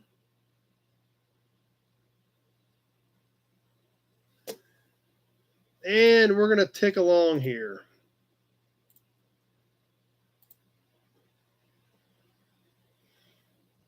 Alec at 32 as we just passed the 32nd point. I've got Alec at 32 on the pair of plates. And we're coming up on the 1 minute mark. Norma at 40 on the pair. Just about to the 1 minute point.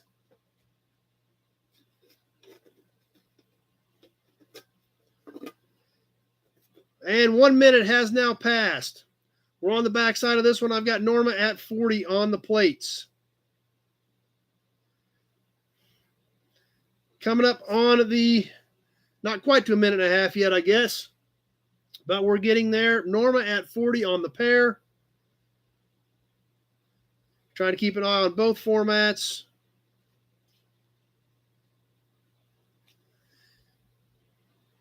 And 1 minute, 30 seconds has now passed. I've got Norma at 40. Be thinking about your max bids on these. as we're ticking along. And 20 seconds left. I've got Norma at 40. Tweedledee at 42. 15 seconds to go. Tweedledee at 42. 10 seconds left. Lee's at 45. The Highlander came in at 45, but I already had Lee at 45. 5 seconds left. Norma's at 50. And that will do it. Norma at 50.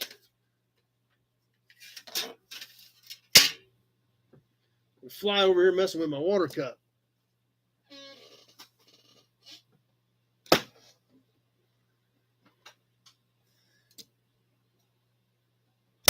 Not anymore, he ain't. So let's get my notes caught up here. That's right. Brian says it's intense. No Scam says he's in Johnson counter. He would have kept her going. That's right. Norma slid that one right in there. So let me get caught up. My notes caught up here. And then I will get to some of these questions. I had a bunch of questions coming in. I was trying to stay caught up with all the bids first. So let's get me back up here. Pete says Arkansas just moved antique plates from 25 years to 45 years. Bill Disc, old black plates can go for a lot of money. That's true. Let's see. Frank, plates from New York at that point would be rusted out. So,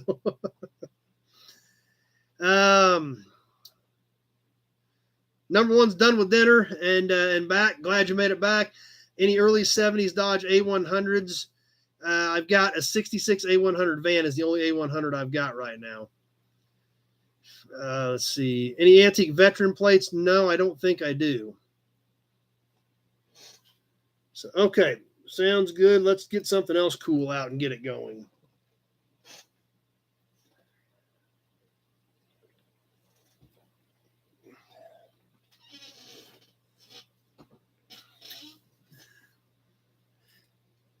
Did they make them? They make veteran plates here now, but I don't know if they did in back in years ago. I'm not sure on that, Highlander. Now, you guys said you want stuff that's going to be a little bit better. This is a little bit better. It's a little bit rougher condition, but it's something that's going to be kind of a minimum bid type thing. If, we've got to get to a minimum bid to sell some of this on this better stuff. So we'll see what you guys think of it and see where the bids go and see what you think. This is an original embossed door push. That's right, John. Their Hudson badge. Any more war era plates? Not tonight. Those are the only plates I had in the box. And part of the reason that I'm like in some of these cans, some of these plates, they've been in here for months, and I just keep stacking on top of them every week. So I'm trying to sell a few things down to get it done. Stan misses the bullet nose. But anyway, let's see where this goes. This, like I said, this needs to be about $75. So we'll see what everybody thinks on this. This is embossed and painted tin. Rainbow Bread is good door push. This is an original. But, obviously signs, anything signed, I've got to get, because I'll hang it up with all the rest of them that I've got. I've got other Rainbow Bread door pushes. So this is kind of a duplicate, but I will hang them back up if I don't get something out of them. So Jason's going to start us off at 20. Let me give you some dimensions on this thing. No 62 Newports at all, Ozark. This is 26.5 inches long.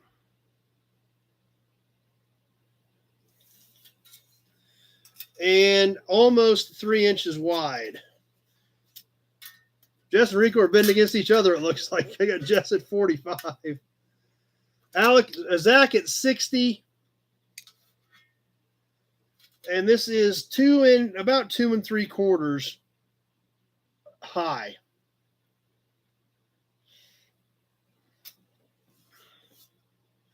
So 26.5. It is bent up a little bit on this end here, but not terrible. But, we're already there for what I thought we needed to be at. So we had a bunch of 65. Jess came in at 75, and that $65, $70, $75 range is where I wanted this to be to sell it. So let's go ahead and do it. And let's send this off to somebody else. The back's in pretty decent shape. Like I said, it's got a little surface rust down here along the edge, but it is embossed. It is original paint. almost can't get it all the way on her. It's 26 inches long. But I've got Kenny at 80. So let's go ahead and get this thing on the timer. Jess is at 100. John's ready for a sandwich now. And let's go ahead and kick it off. We've got Jess at 100 on the Rainbow Bread door push as we go live on the timer. And let me get my notes caught up here.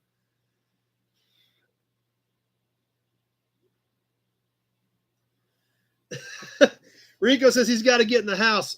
Jess is unsupervised.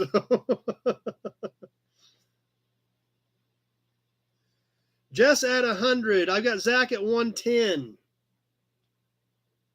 30 seconds has passed. And I've got Jess is back in at 125. We're coming up on 45 seconds. So Jason's just going to keep drinking. Alex says it's out of his range.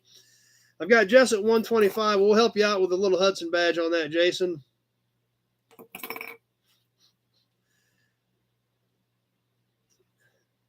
As we come up on the 1 minute mark, 1 minute has now passed. We are on the back side of this one. I've got Jess at 125 on the original Rainbow Bread door push.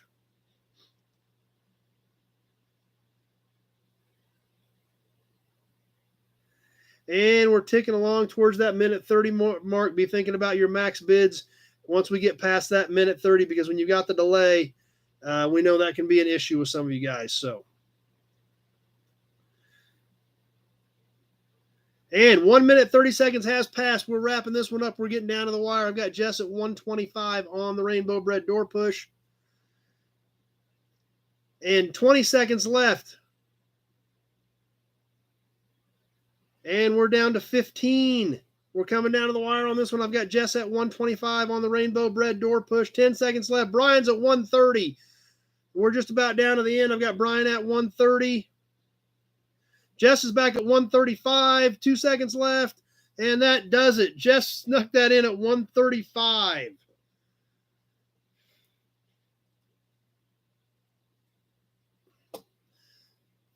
So, cool piece. And like I said, it is embossed. So, it's all stamped in their original paint. It's a cool piece. So, congratulations, Jess, on that one. And now everybody wants to go eat a sandwich with fresh bread. So,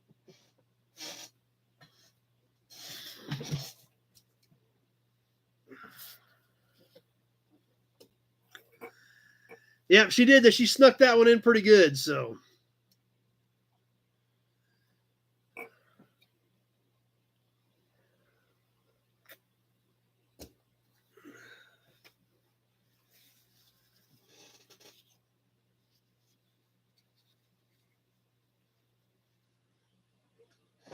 all right.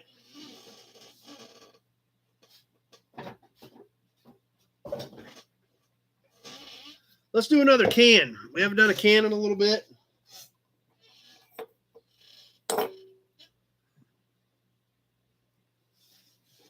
Everybody's got a lot of great sandwich ideas, actually. Number one, door pushes make cool strut bar covers on cars and trucks. John, I'd eat my foot if it was wrapped in bread. So, tweet the old Wonder Sign would be cool. Popo keeping the spirit alive, keep it original. So, and I when we get, when I'm trying to pay attention to bids, I know I miss some comments. I apologize, but I try to keep up with what I can. Jess is excited. She says she's always wanted one of those door pushes. So, super excited for her on that one. Let's do another oil can. This is also a quart composite oil can for our ag-related friends out there from the co-op. Yes, the old tried and true blue and red circle co-op cans. Co-op made all kinds of different oil. They all had their standard co-op symbol on them, but the bottom was a different color. This is an automatic transmission fluid can. We've done different weights of oil with different colors on them. This was transmission fluid with the co-op logo. It is stamped on the top for Ford, actually, on the top. I don't know if you guys can read that or not.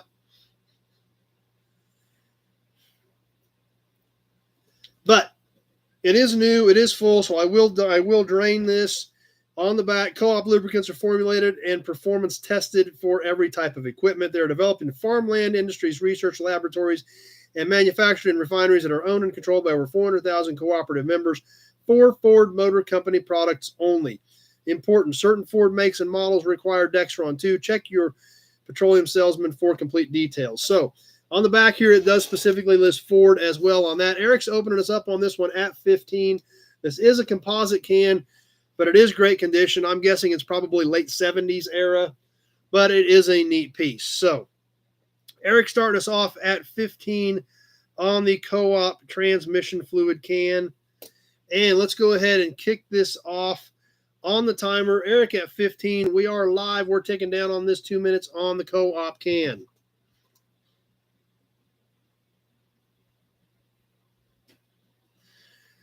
All right. Eric at 15 is where we are right now on the Ford transmission fluid. It's kind of odd, though. On the front, it would just plain says automatic transmission fluid. But until you read the top, it says Ford there, and then it says Ford almost in the fine print on the back. Tweety says, what year? I'm thinking it's late 70s is what I'm going to guess. I think it's that era based on, the red and the blue circle, the coloring on the can, that type of stuff.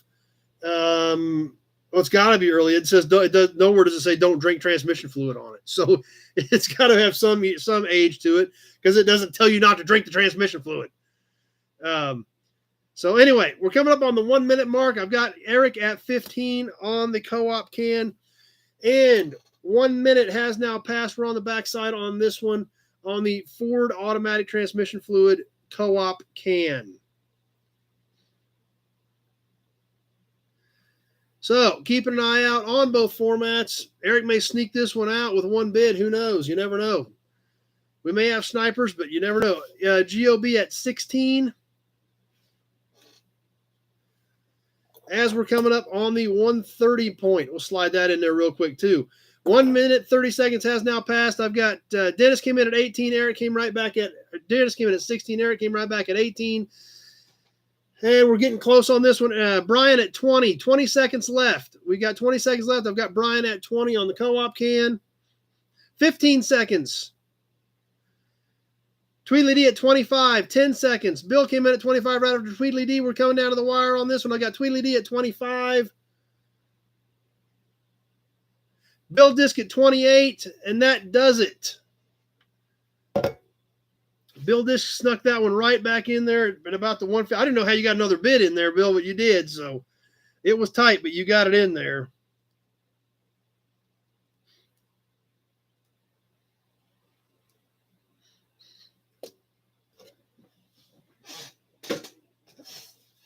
Let's do a hubcap. We haven't done a hubcap yet tonight, have we?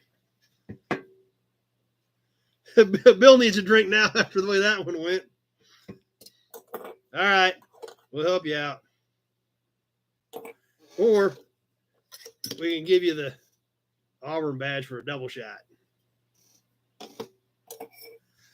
Anyway, tonight's hubcap, I just got one out tonight.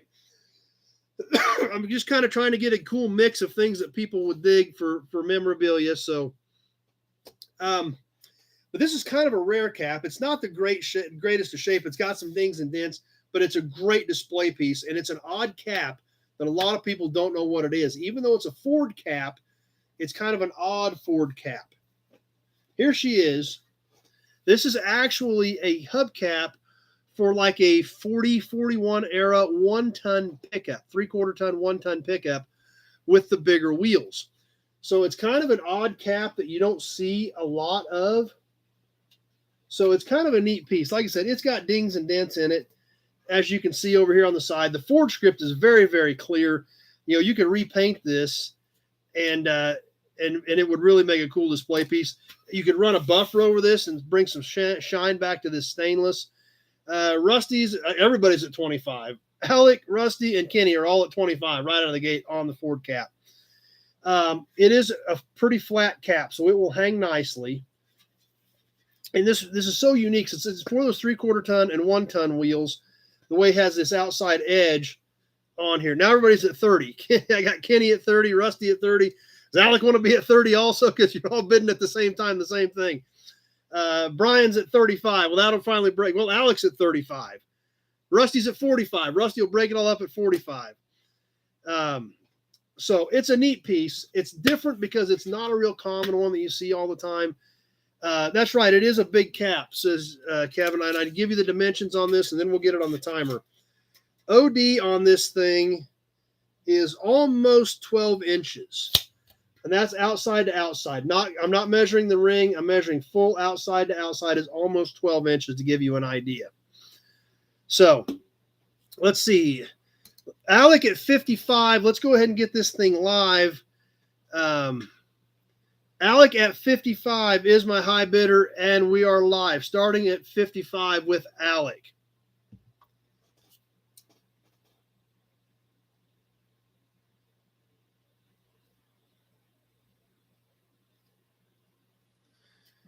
And Kenny's at 60, Rusty's at 60. It's like, you guys have been the exact same amount every time. But I got Brian at 65 to break you guys right back up. So 30 seconds has now passed.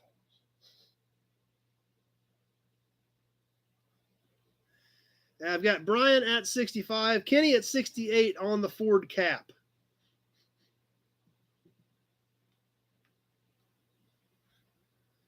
And we're working our way towards that 1 minute mark. I've got Kenny at 68.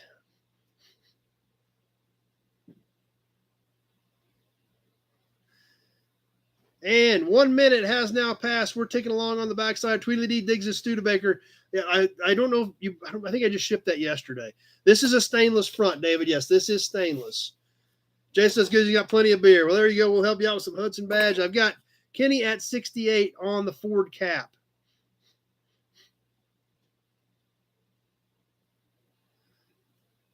And we're ticking along here. Rusty at 70. That's right, John. Your vet caps was a great deal. So 1 minute, 30 seconds has passed. I've got Rusty at 70.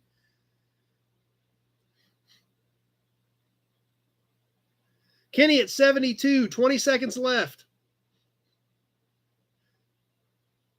15. Dan says they are hard to come by. They are hard to come by. That's for sure. Kenny at 72. 10 seconds left. 5. Just about done. I've got Kenny at 72, and that will do it. Kenny at 72.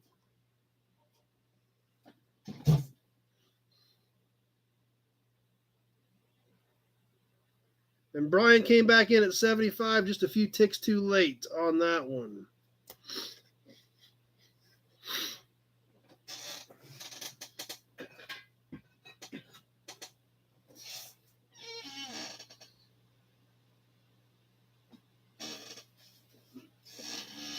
Let's do another little piece of memorabilia here that is a little bit rough, but I don't know what I'm going to do with them, so I'm going to sell them to you because I don't know what I'm going to do with them, and I don't want them to sit in my box and get busted up. These are, well, actually, these could still be used. John, okay, officially getting junk drunk.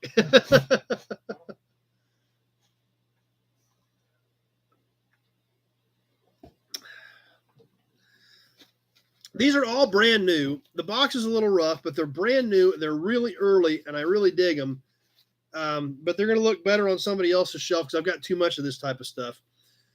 These are old bulbs in a really, really old box. I'm going to see if there's a date on this box because this thing is early.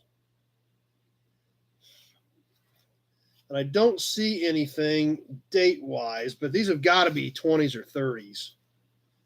The box is a little bit rough, but it could be reinforced on the backside and still be saved. On Tungsol auto lamp bulbs. Now, there are 6 of them in here. There was probably supposed to be 10 originally, I guess, 8 or 10, probably 10. The end is torn, but it actually had the part number and everything on it. But there are 6 brand new bulbs in their own individual little sleeves that say Tungsol on them. So something kind of different. I don't know what kind of interest you guys have, but there again, I'm trying different things to see what people like, what they don't like. But these bulbs, and this is how you know this has got to be early. Look at these bulbs.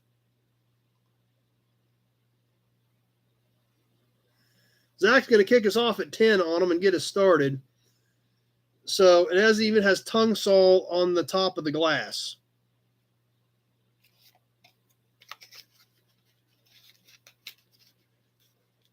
Brian says those are pretty cool. Yeah, they're kind of neat. Like I said, they're just display pieces, but if you had something early enough, the bulbs, I'm sure, are still good. I think they might be headlight, William, just because 12 volt or 6 volt, they've got to be 6 volt for as early as these are. It actually doesn't even say there.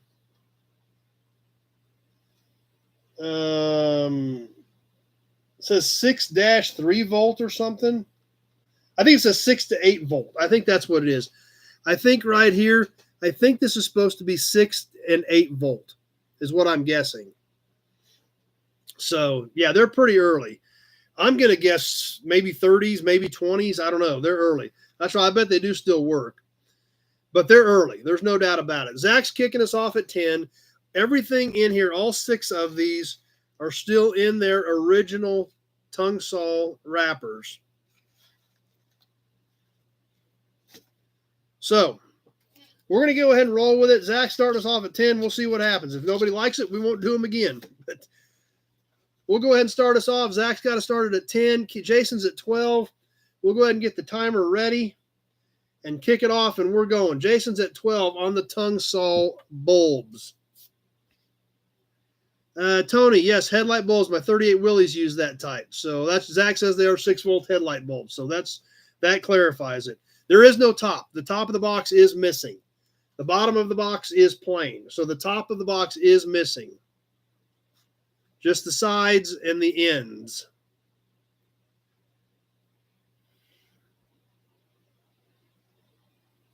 "30 seconds has now passed. I've got Alec at 14 on Facebook.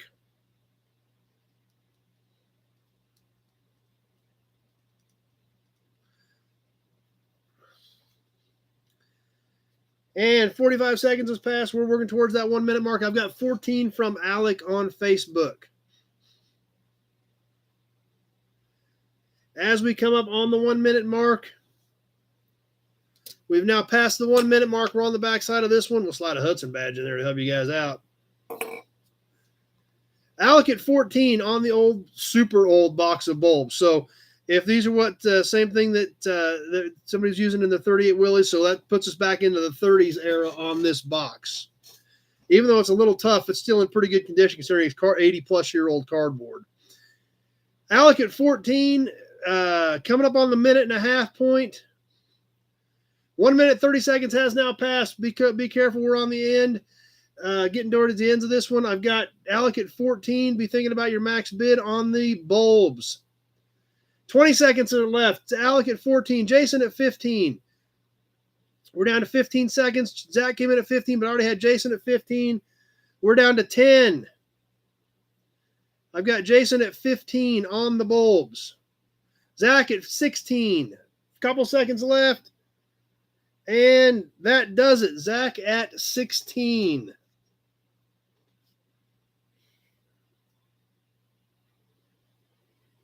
And Jason came back at 17 right after that. Yep, that's typically how it goes.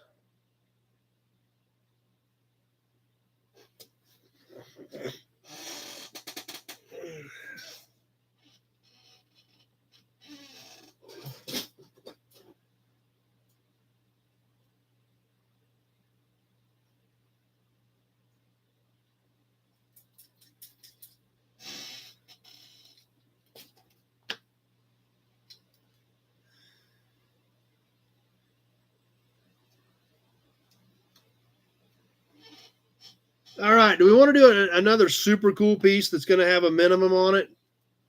Because this thing is awesome. It's an old trunk badge.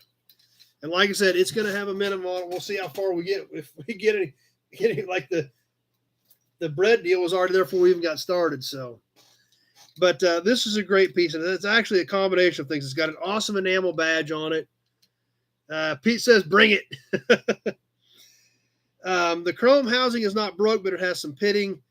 But this is another statement type piece, especially with all the colors on.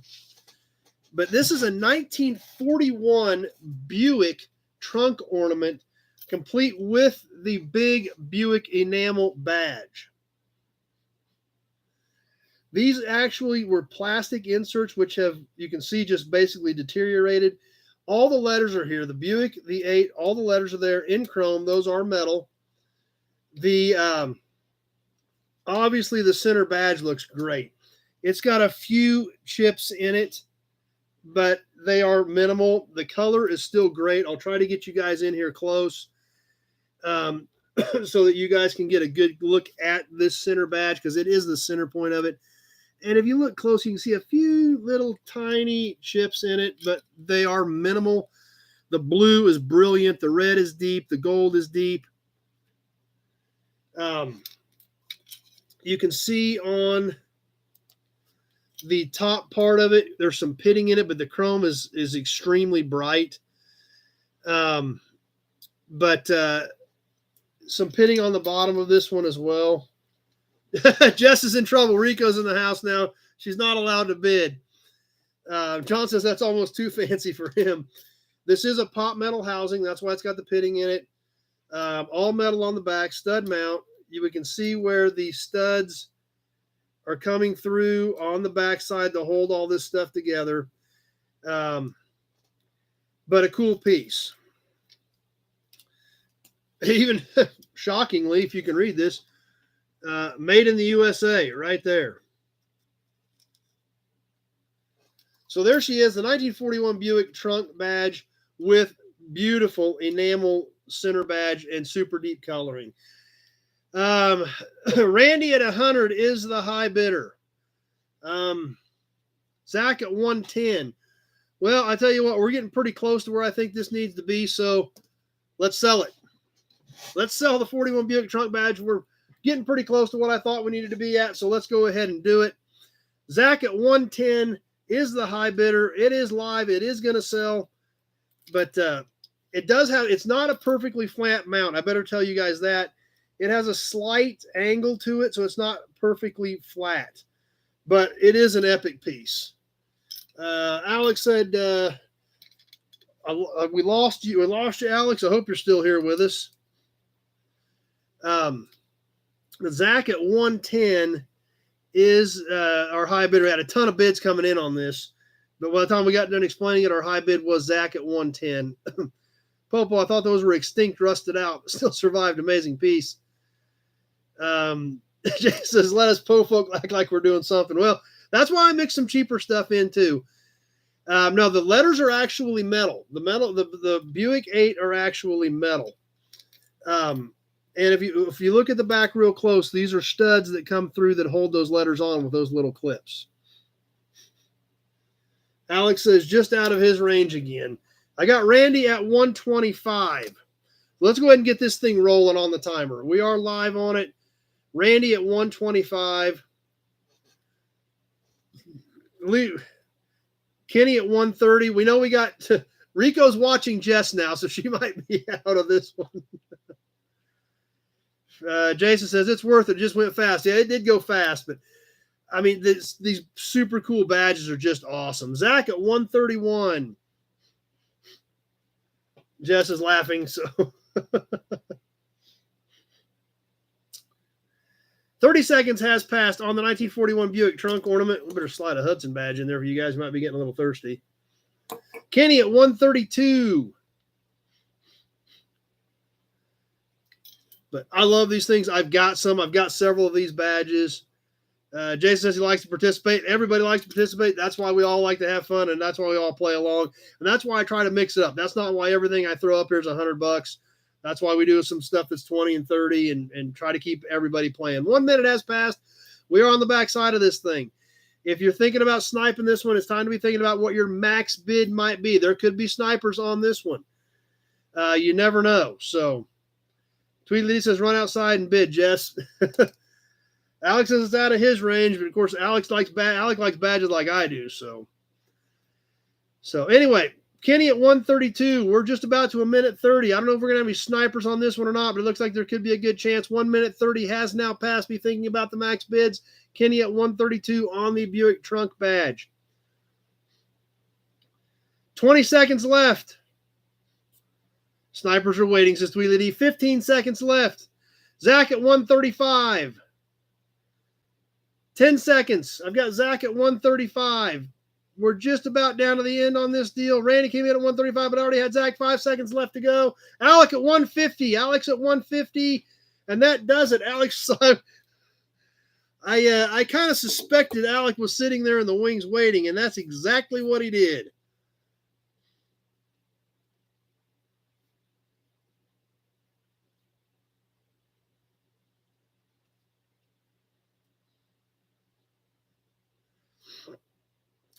So Alec on Facebook at 150. So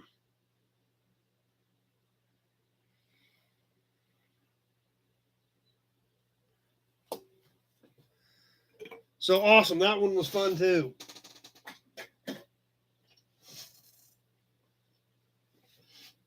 Let's see. Let's get a couple more things slid in here real quick, and then we will get on to the magazine for tonight.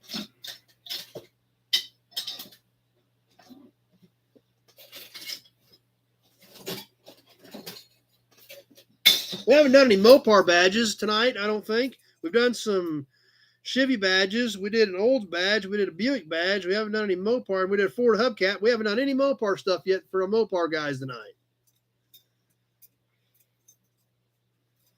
So, yep, Alex sitting over here. That's too much for me. It's out of my range. I'm don't think I can do it. And then, boom, slides that one right in. So, hood ornaments. I've got one hood ornament in the box tonight. I don't know if we'll get that far tonight or not, but we'll do these Mopar badges. This will be another badge bundle, 3-for-1 pack. Late 40s, early 50s-ish. That's right. Big Job says everyone's making the auctions great, and that is 200% correct. All of you guys are making the auctions great. It's fun. It helps support what I do financially. It adds to your guys' collection, which is awesome because I love this stuff as much. Jason's just like, Mopar. All right, we're getting there. We're getting there. Tweedly D says he's got a little bit of lagging time, so we'll hopefully he's going to be okay there. Starting off with the Mopar bundle from the late 40s, early 50s. These are I think these are Plymouth and maybe Dodge. I don't know. A deluxe badge off of like a late 40s era Plymouth. Nice chrome, flat mount. You can put this about anywhere. Stud mount. Jason's getting a little wired up here about the Mopar situation. So deluxe off of like a late 40s era Plymouth. This emblem is 7 inches by about a half. It's about 7 inches by about a half. Tweedly D wants a toy. I do have one toy we'll try to slide in here as well. So the deluxe badge, a special deluxe, same era, about a 49 Plymouth.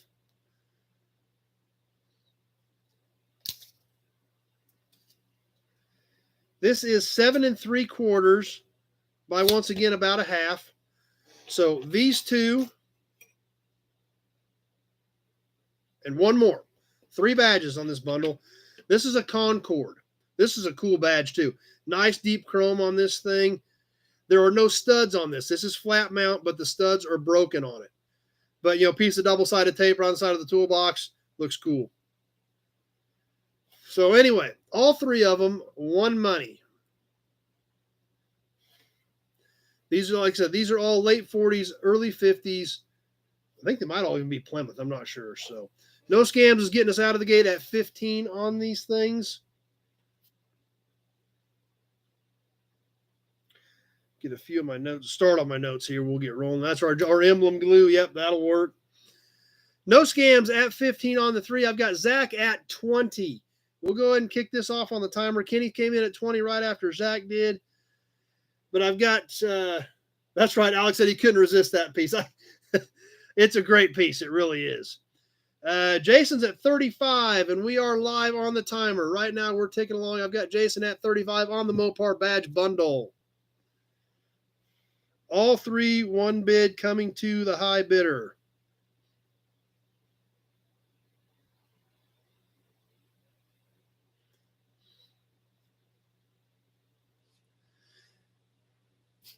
All right.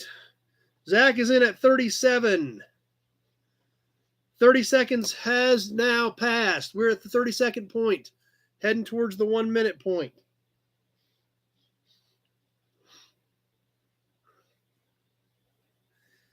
And working our way up to 45 seconds.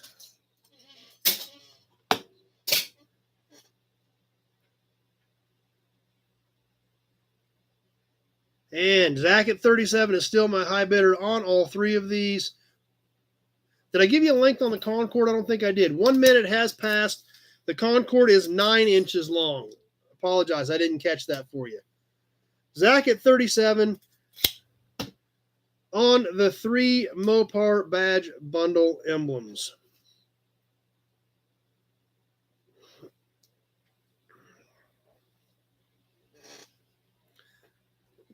Coming up on the 1.5 minute mark. Slide one of these in there real quick before we get to 1:30. And 1:30 has now passed. We are on the backside on this Mopar badge emblem bundle. Please be thinking about your max bid with your delay on your particular device. 20 seconds left. Zach at 37 on the 3 Mopar emblems. 15 seconds. 10. Zach at 37. 5. Jason at 45, and that does it. Jason got that in it with about 2 seconds left. So Jason slid that for you. That was a pretty good shot, Jason. You got that boom right there at about 158 and some change. So John says not a big Mopar guy, but the Deluxe is pretty sexy. Yeah, it's pretty cool. So Jason at 45 on the badges. GM used Deluxe on Chevrolet. Special Deluxe is pretty much Plymouth. So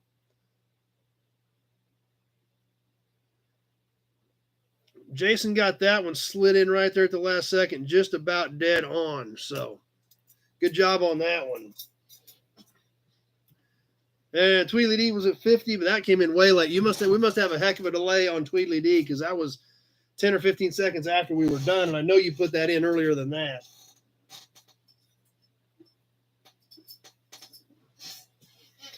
All right, I've got one toy. We'll probably do it and kind of try to wrap things up. Hudson badge. This will have, and I'm going to put a minimum on this too because it's been laying in here for like 3 weeks and I haven't decided if I'm going to sell it or not. So we'll go ahead and try it, and it's a great piece. So we'll see if we get some decent bids on it, decide what we're going to do with this toy. Yeah, Tweedledee says his lagging is that bad. So what we've got is a 10 bus. I think this is 60s. Trailways Coast to Coast Express bus. This is like this is a Japanese 10 bus. Trailways Express. So we'll see if we get some decent bids. I'm still torn about whether I should sell it or not. So anyway, here we go. Let's check it out, see what you guys think. Trailways Express, Coast to Coast, Japanese 10. I'm thinking this is 60s era. Tweety said he put it in at 1:30, and it showed up at, probably 10 or 15 seconds after we sold it. So yeah, you've got a terrible lag on your end. Old School says it's ugly. Sell it. I dig it. I think it's cool. I've got several toy buses like this, but it's in such great shape that I don't really know that I want to sell this one. So I don't know. We'll see what kind of bids we get on it and see what I want to do with it. The bottom scratched up a little bit, but all the wheels are there. All the hubcaps are on it. Back still is in good shape. And top looks good. Like I said, it's not perfect. Yes, it is friction. I don't know if you guys can hear that or not. Alex kicking us off at 20. So Alex starting us off at 20. Weird looking skateboard. Yeah, I don't think we want to do that. Popo's telling me not to sell it. It's a cool piece. Yeah, I know. That's kind of why I'm on the fence. But it is nice condition. Old School's at 40. So let's see where we go with this before we're going to kick this thing off. You can see the people in the front. Not banged up or missing anything. Not that I can tell. It's got the roof rack on it. This top part is a separate section. It looks intact. That's right. Kenny says Godzilla didn't get that one. Hudson badge is not for sale. So has the trailways with the U.S. on the sides. Bill says they're worth about 130. That's that 75 to 100 range is really kind of what I was thinking, Bill. You're exactly right, and we're about there. I've got Norma at 60. Bill says they're $130 bus, and that's kind of, and I don't think that's out of line at all. So we'll see what you guys think. Norma's at 60. So I'm still on the fence, but I think, let's see, Lee's at 75. So yeah, I guess Tweedly D's at 80. Let's go ahead and sell it. You guys are obviously as excited about it as I am. I've got a few other buses. Let's kick it on the timer and sell it. Tweedly D at 80 is my high bidder. Reset the timer, and we are live. We're gonna sell it. $80 is my high bid. Zach's in at 100. And like Bill says, it's definitely well over $100 bus in this shape. And Bill's a toy expert, so. Anyway, we're ticking along. Zach at 100 on the bus. Old School says he's tapped out. Yeah, because you got to fight that exchange rate. There's no doubt about that. That's right. Big Job says get on the bus, Gus. Zach at 100. 30 seconds has passed. This thing is so cool.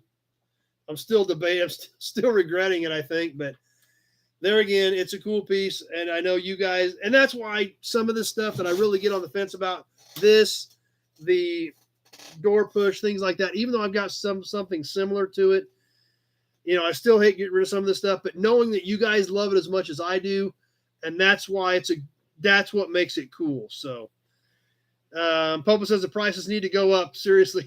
1 minute has now passed. I've got Zach at 100 on the bus.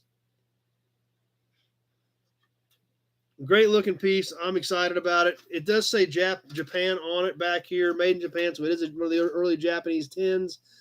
That's right. Old School says you can't pick it, can't keep it all. I know. Unfortunately, I know that. I try, but I can't keep it all. Anyway, Zach at 100. And we're coming up on that 1 minute and 30 second mark. 130 has passed. Be thinking about those max bids. Zach at 100 on the bus. Yeah, Zach is bidding on YouTube, Alec. He did jump ship. He's over there. So I've got Zach at 100. 20 seconds left. 15 seconds left. Zach at 100. 10 seconds. Just about ready to wrap this one up. Zach at 100. Is he going to sneak this one out? And Zach gets it at 100.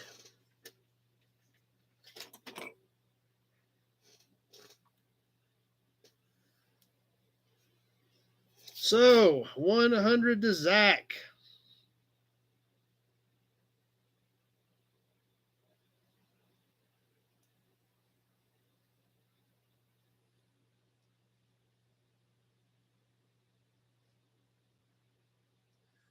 Just, I'm a little disheartened while I'm making my notes here because it's still such a great piece. But I am excited that there again, the fact that you guys get excited about it, that's definitely what helps. So anyway, once again, awesome night tonight, guys. Had a blast. Still have piles of stuff here to sell. We'll get some more of that next week. Thanks for everybody's participation in the auctions. Thanks for making this thing what it is. And thanks for playing along and supporting what we do here.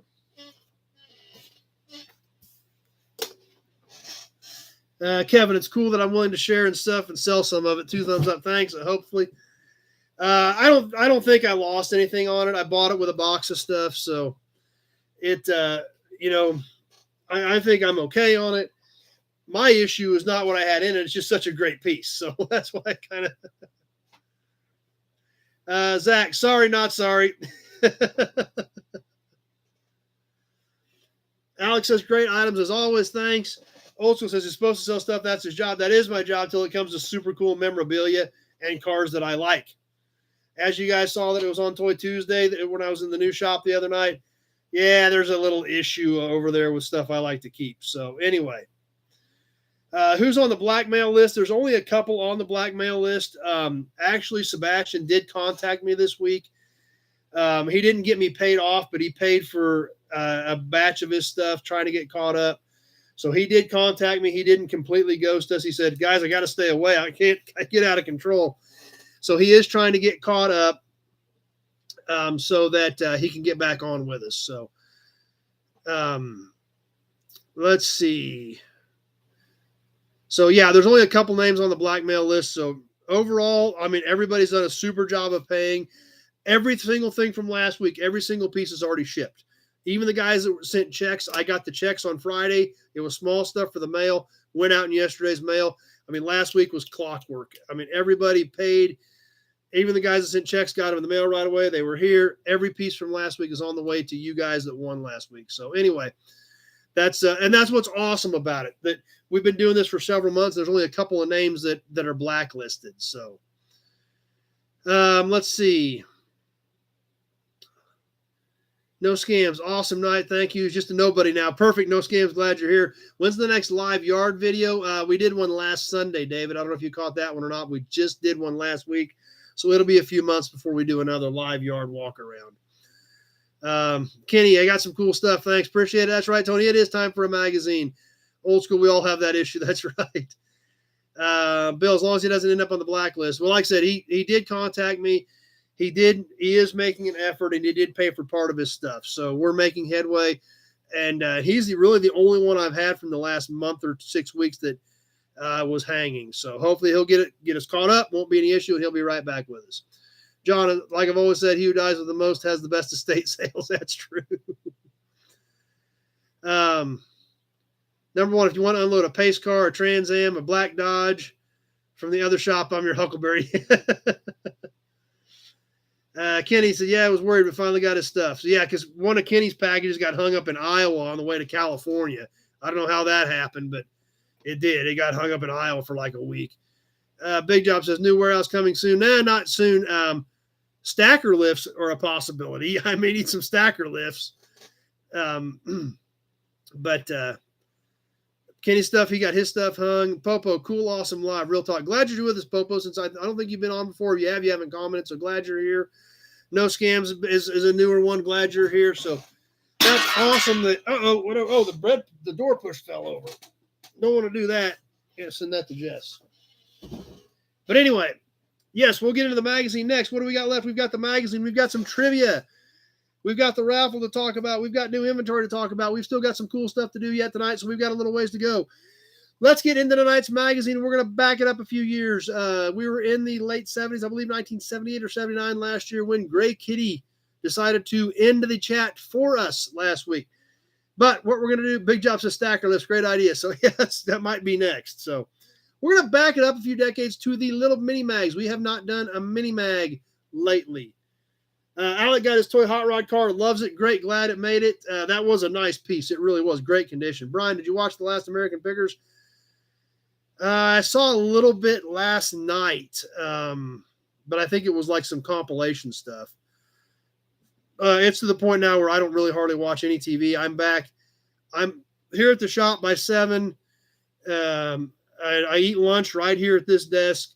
I'll run home and eat dinner about 6. I'm usually back here by 6:30, 6:45, and I try to be done by 9:30 or 10 every night. So I don't watch a lot of TV. So I'd seen a little bit of compilation stuff last night, but I don't know if I saw a brand new one. No Scams, phone going to die, left charger at home. See y'all on the next one. Great, No Scams. We'll be live 7 o'clock Tuesday night for Toy Tuesday. And then, of course, next Sunday night at 7 for Sunday night live chat. Leo, Mag Time, back when cool was cheap. Yep, Johnny Z, really enjoyed watching. Sniped me a couple old Chevy manuals. Not bad for the new guy. Checks in the mail. Perfect, Johnny Z. Thanks for being here. I'm glad. There again, I love seeing some of you new guys on here playing along. Big Job still hasn't opened his Bronco yet. I don't think watching people do what Chad does all day is what he uses to chill out. Brian, I only watch pickers and nobody, so thanks. Appreciate that. Ozark Fox, I'm going to kneecap the blacklist. Yeah. They just don't get to play anymore. We've got such a good group on here that, when we get people in here that want to be scammers or want to be trolls, we got such an awesome group that makes them know that they are not welcome. So that's great. So anyway, tonight's magazine, we're going to go back to May of 1960 For Rod and Custom, one of the little mini mags. So these are the small magazines, so not as much content as we typically have in the magazine, but some cool stuff as well. One thing this magazine was really heavy on that we're going to catch a little bit on was karts, go-karts. So we're going to have some go-kart information in here as well. We also got a Hudson badge around this place. What do you think of that, guys? So, and what's crazy about it, May of 1960, on the front cover is a 59 Ford Custom in May of 1960. Kind of crazy. So, think about that, take a car from last year, customize it, and what you've got in today's world with a 2020 model. Roland, hope to call you soon about some wheels. Sounds good. Well, what's in the mini mag tonight? Obviously, it is a mini mag, so it's not as big, not as much stuff in it, but that's okay. We've had so much fun tonight, we can kind of thin out on the magazine a little bit, and we'll have some time for some trivia and some other stuff as well.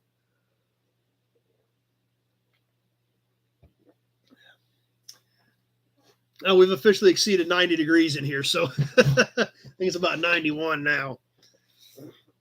That's all right. We're having a good time. But we'll flip into the mini mag and check out a little bit more information about the cover car. As always in these magazines from this era, really there's not any color in it. You kind of get the cover, and that's it. There's no other color in this. But the cover car is called the Far Out Ford with a chunk out. It has a few construction pictures. These things are so small, they're sometimes difficult to see, but there are a few construction pictures over here as well. And I'll hold this up here for a second so you guys can get a look at it, but think about this. This is a 1959 Ford. This is a May of 60 magazine. So this had to have been shot in January or February of 60. So, take a 2020 Chevy Equinox or something and customize it.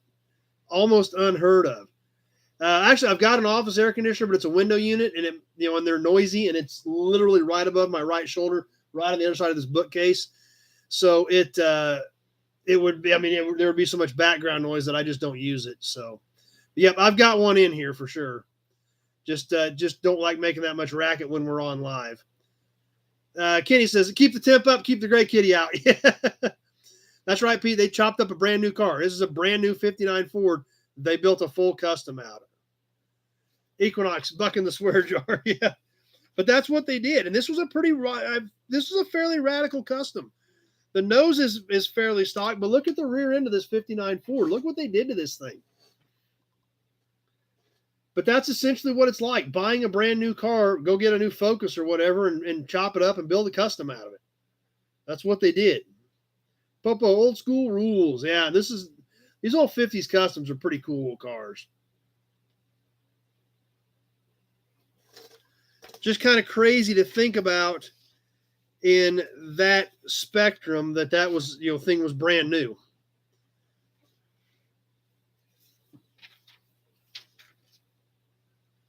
Focus $2 in the swear jar. The next article, like we talked about, there's a ton of kart stuff in here. Go-kart racing was apparently huge in this window of time. And this one was kind of interesting. Torsion springing and transmission make this kart a real hair raiser. This go-kart was powered by a 250cc Yamaha motorcycle engine. Yeah, Alan NC, they did have Bondo back then. I'm sure they had plastic and fiberglass and all that stuff. A lot of the old guys still used lead back then, but I'm pretty sure Bondo was out by then. Tweely D, 2021 Super Duty got stretched to a 6-door. Yeah. So that was quite a go-kart with a 250cc motorcycle motor in 1960. That was kind of nuts, though.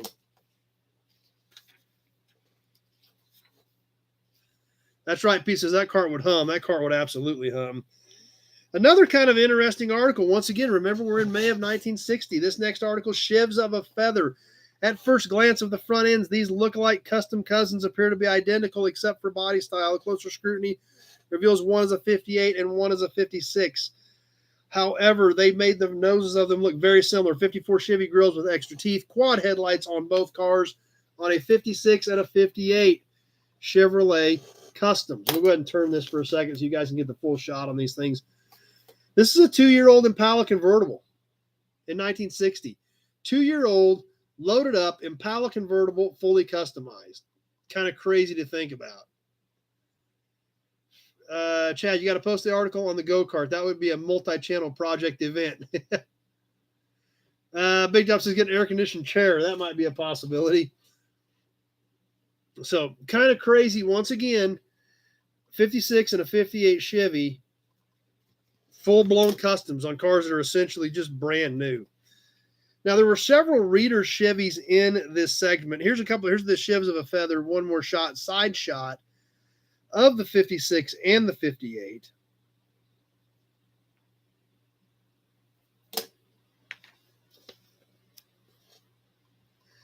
On the Chevs of a Feather. Tweedledee, there's a place in South Dakota that's all they do is stretch. Yeah, and I've even seen new excursions where they're taking an original 01 excursion body and building and a new 2020 or 2021 Ford and swapping everything onto the excursion body. So I've seen those before. Kenny says badass pictures in history. He loves it. Yep.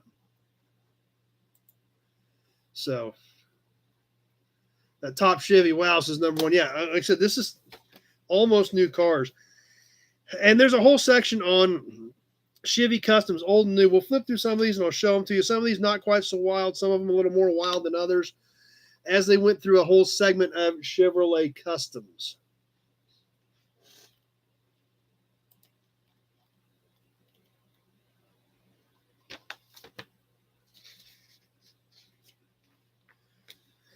And none of these cars are over 10 years old at the time. That's kind of, of course, back then, after 10 years, a car was essentially worn out. But none of this deal. There's a 55, there's a 53 or 54. Bill says, get a NASCAR cool suit. Yeah, that might be what I need.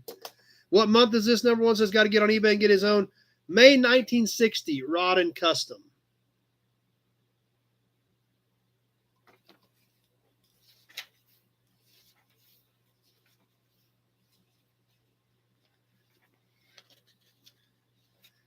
Another one in the Chevy section, and this one's kind of crazy. You've actually got to kind of look at this a little bit, but this thing is really elaborate. This is a 55 or 56, but this thing is nutso.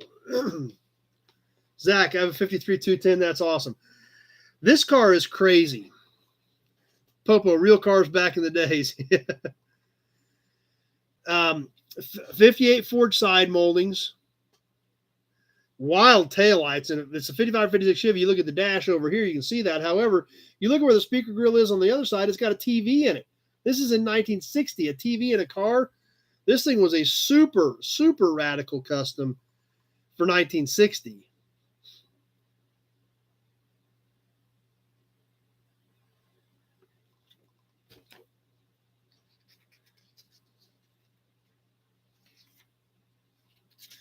So past the Chevys, and there's another thing, and something we don't really talk about on here much, but I want to throw it in here just to show how diverse these old hot rod magazines were in the day. Hudson Badge. Pete says not the C-pillar. I don't remember which one we were on that, Pete.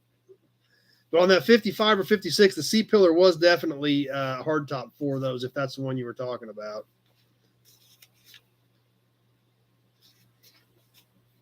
But anyway, this next segment we're going to catch, and like I said, the only reason I'm showing it, even though it's not something we talk about a lot, is the diversity. And this is a little tiny magazine called Rod and Custom. We've got go-karts. We've also got motorcycles, Chasing the Big Bear. Hot Rodders Take the Two Wheels. They were covering a big motorcycle desert race.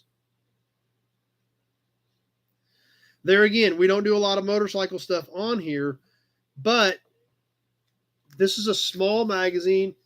Cover price of 25 cents. I forgot that. I've been trying to get the cover prices out there when we do these. And they had go-karts, customs, motorcycles.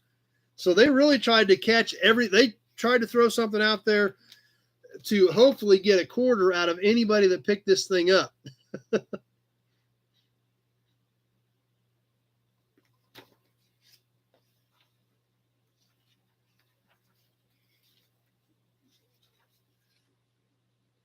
And then they did the Tiny Bear run for guys that had mini bikes and more go-kart ads too.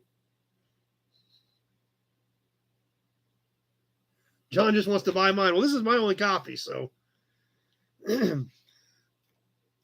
Now, something else kind of crazy to think about. Remember, this is May of 1960.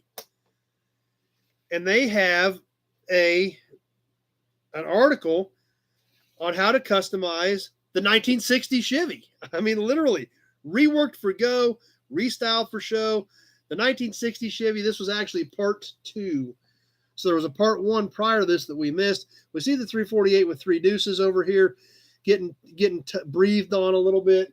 But they're talking about how to customize the 60 Chevy. Now, one of the things that really stood out to me about this, I think it's a rendering. I don't think this was a picture of a car.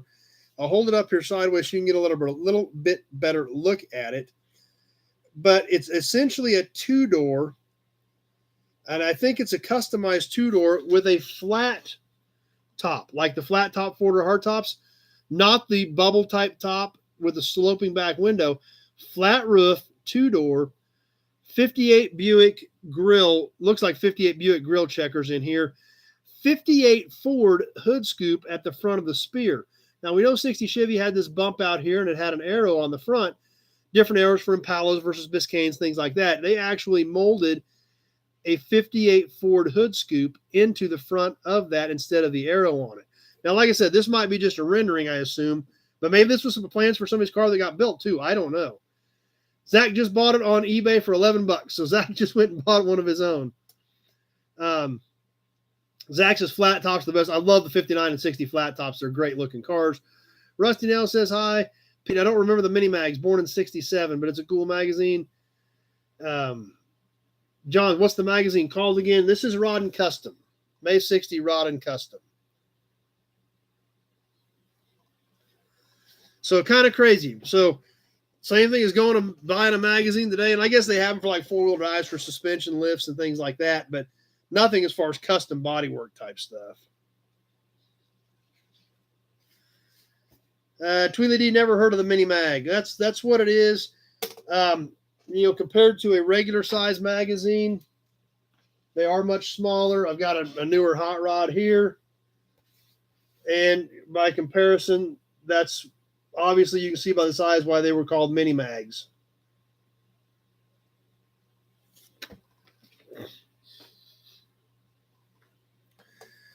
Joe, interesting. Who made the go-kart? Well, there's tons of go-karts in here, actually. The one that we looked at, I think, was a custom-made deal. Well, since it had the Yamaha motor on it. Sounds like it was a kit. Eastern distributor Ralph Potter of Indianapolis Speed Shop sits on the wild one during a recent business trip to the Curtis shop. So I don't know. Realistically, it probably had to be something somebody made. I don't know who would want the liability of doing that, Joe, but it's pretty crazy. But as we get into some of these ads, you'll get a little better feel for the kart market of that time. And let's see. Bill Wagaman, this is how all the magazines started out. Hot Rod was already large and the rest of the Peterson's magazine small until 63. Bill Disk, I bought a few of them at flea market years ago. Very cool stuff. Number one is mini, so it could fit in a textbook or notebook to hide it from teachers.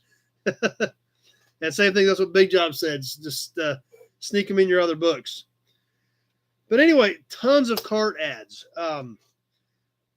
Maybe this will help clarify some of this stuff, Joe. There's tons of cart ads in here. Kit carts, get the checkered flag, complete with geared transmission.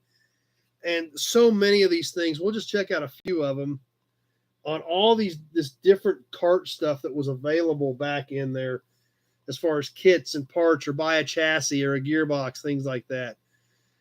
John just found one on eBay, so I guess what I should start doing is go get a bunch of extra magazines and then put all the duplicates I got on eBay and then do one on Sunday night.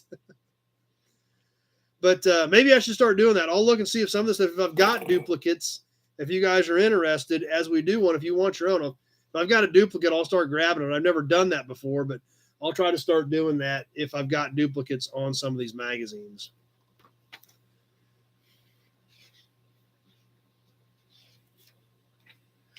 As always, in all of these this era, there's just like so there is carts everywhere. I mean, tons of kart ads, kits, parts, everything throughout this whole magazine.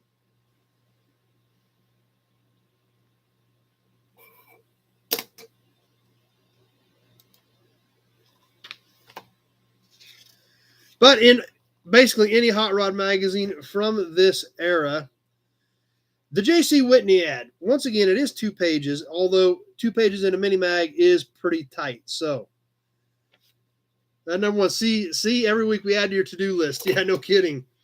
But here's the J.C. Whitney ad for May of 1960 in Rod and Custom. Obviously, kind of got them crammed in here pretty tight. Add spinners to your caps. I actually put 2 of these on eBay tonight. Aftermarket bolt-on spinners, brand new ones. The big twist handle you can put on the back of your car. Order your own club plaques, aftermarket shifters, floor shift conversions, all kinds of cool stuff from the J.C. Whitney Company in May of 1960.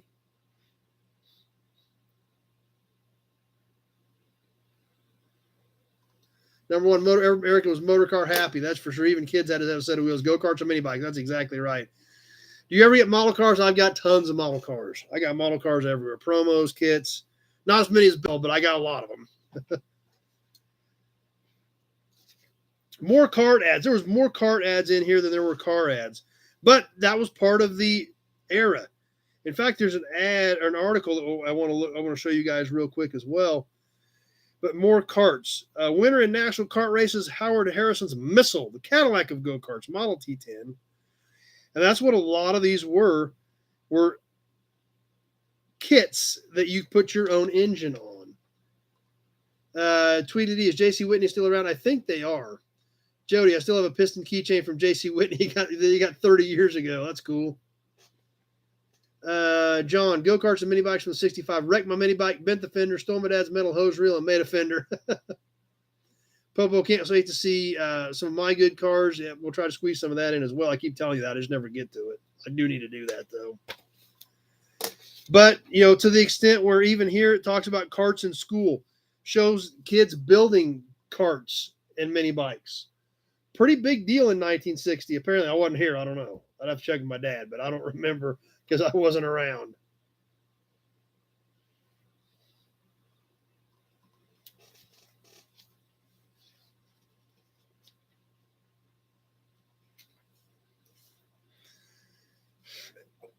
And the same thing. There was one hot rod ad and 3 go-kart ads in this one. The Newhouse Automotive Industry, which we do see their ads quite frequently in this era. We also had the Blitz cart. We had the Rocket front made by the Rocket Manufacturing Company. We had the hot cart, hottest in the heat. I mean, this was a big deal. Up here, Blitz cart, Rocket cart, hot cart. I mean, they just all these different cart kits, different power plants. You got a rocket nose for your cart if you ordered a rocket cart. All kinds of cool stuff.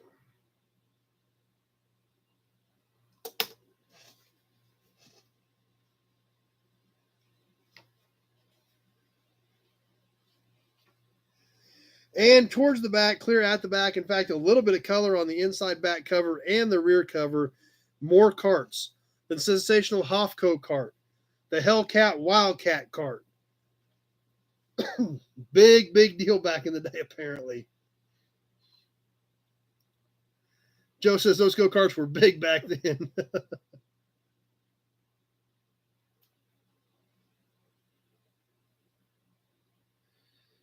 Jaybirds here says cool carts. Popo.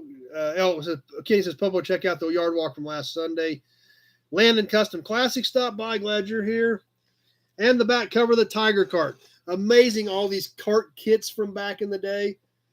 Apparently, this was a really big thing in the early 60s. So, I don't know. I'll have to ask my dad and see if he remembers a lot of the go-kart stuff from that era. But kind of crazy how the Rod and Custom magazine from May of 1960 actually had more go-karts than Rod and Customs, had a little bit of motorcycle in there.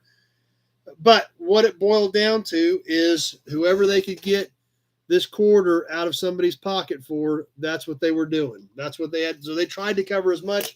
And these little tiny magazines, they tried to cram all the information they could in it to get a quarter out of everybody that's seen it. Kenny says the damn Hudson badge. We'll throw it up there for you again. Big job, shot class. We worked on go-karts and teachers' cars and always seemed to pass their class, even though we were always absent.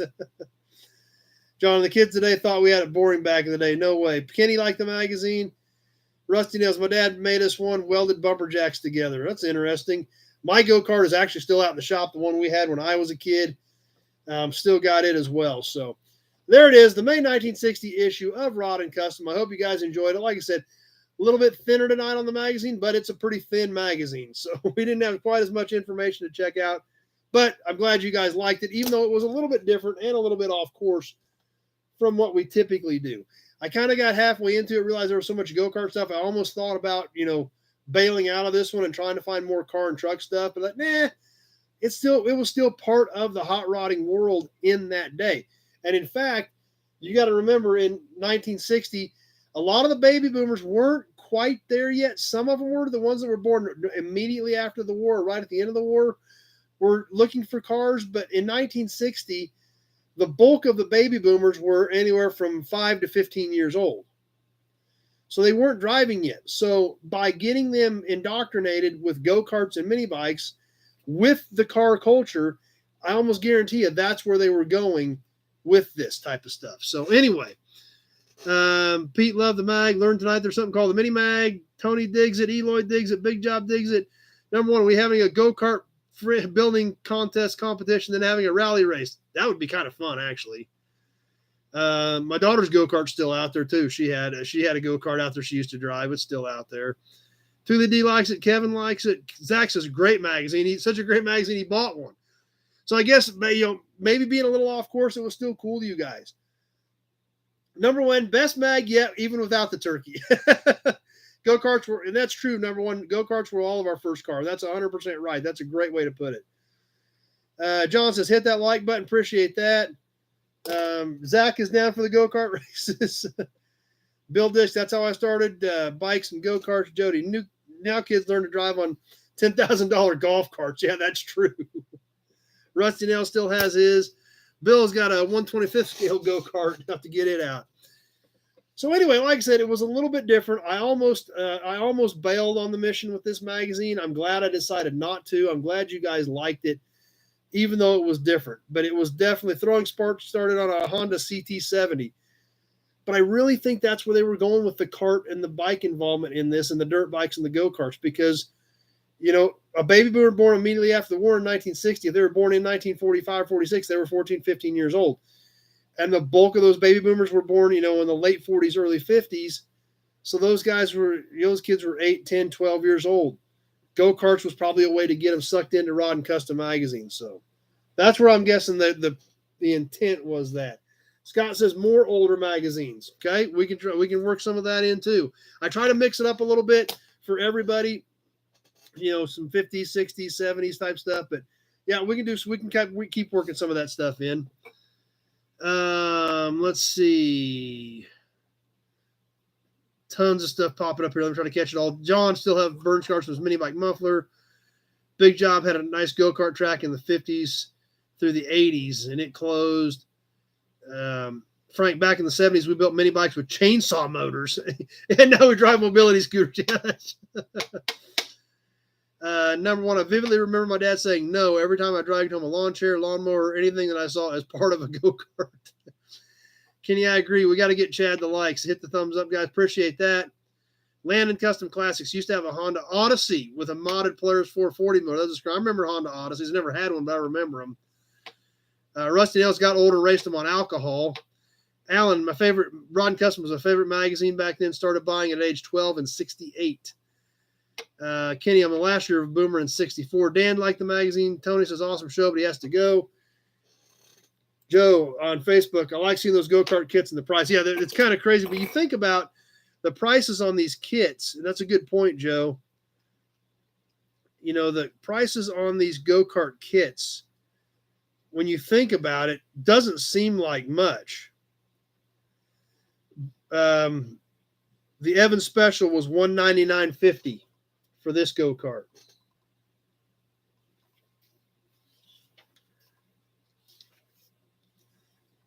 The Python cart, $199 standard, $225 deluxe model on the Python cart.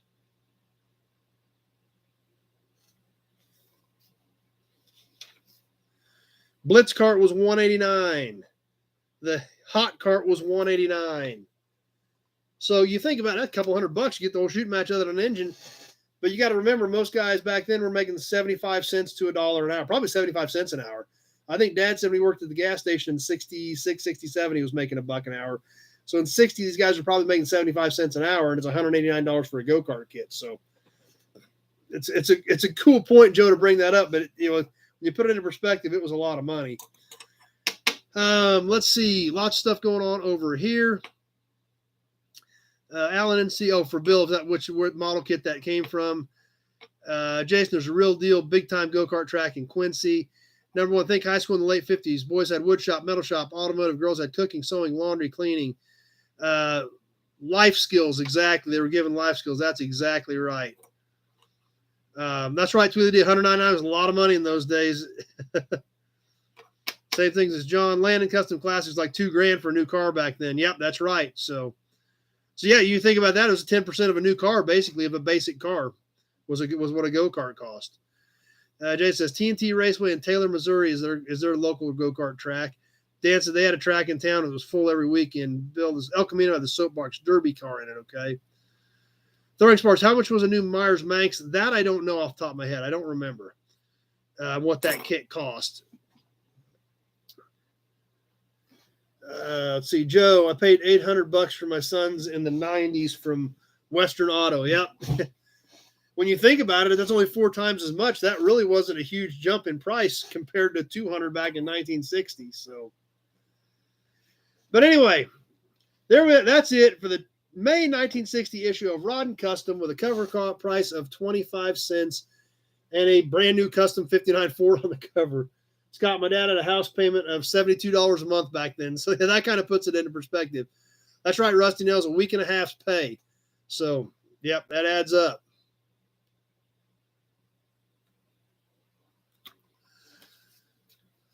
Kevin and Jordan's always got to get up early. Number one, 200 is a lot. We started with a hand-me-down go-kart and learned maybe one race or two, worked on them on the side for friends, then he could figure out how to swing it. Yep, that's true.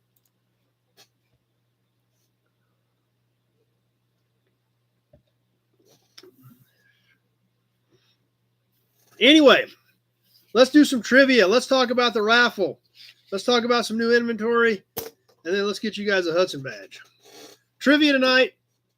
We'll see how tricky it is. It's actually last week's question because we didn't get to it last week since Greg Kitty botched the chat. Another one of these weight rating tags. We haven't given one of these away in a while. I've given away a few of these, but I haven't given one away on the 1.5 ton weight rating tag. As always, 90 seconds after I finish answering the question. So people aren't sitting around. Sitting here waiting for 5 minutes for people to look through videos. If nobody gets it, we'll save the tag for next week and we'll do a different trivia question.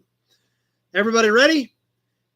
Back when we did the videos on the Auburn Court Duesenberg Company, we did a shop tour video. Doug was talking about the extremely tricky and complicated tuning process of a certain carburetor. What was that carburetor? Year and brand. Go. We are live on 90 seconds.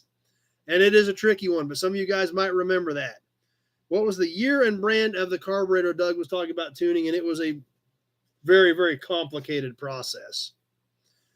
So that number one says good luck. It's tricky, especially being a week back, but I already had it wrote down. So got a few guesses coming in, but nothing right. So we'll see if we'll see what we come up with. It's tricky. I'll admit it. It's tricky, especially being a week and a half old. But that's okay. If nobody gets it, we'll do another one next week. We'll give the tag away next week. But anyway, after trivia, we're going to talk about the raffle, which we're going to talk about more Auburn Court Duesenberg stuff. Then we're going to talk about some new inventory. We're going to talk about what's coming up next week on videos. But most of you guys must not even be attempting. Big Job remembers how goofy it was to tune, but he doesn't remember what it was. Pete was so blown away by the tuning process, he had no idea what it was either. So, yeah, and that I hadn't thought about it. You get kind of wrapped up in the story. And it would be tough. It would be very, very easy to miss what they were actually talking about. So a few guys throwing out there some guesses, but nothing as of yet. We're just about done, and obviously if we don't have it yet, we're probably not going to get it anyway. And nobody got it. We're past. I knew it was tricky. Big Job does remember pulling the plug wires as part of the process, but had some guesses coming in, but nobody that was really even close. It was a 1929 Chevrolet that was used in Auburn's. So it was a 1929 Chevrolet. Yeah, and I could see that because the story was so cool about having to unplug half the plug wires and then unplug the other half the plug wires and tune it to where it like just leaked a little bit type stuff. It was quite a deal, but they had the literature to do it. I don't know how in the world you would ever do that without the correct literature.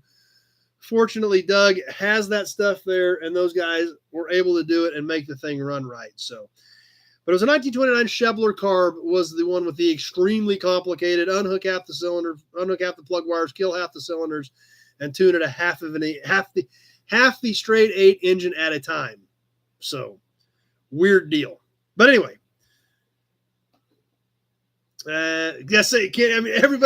everybody got the story because it was so cool, but nobody paid attention to what it actually was. But yeah, I mean, it's cool because you guys paid attention and you heard that, and we're as intrigued by the story as I was about it.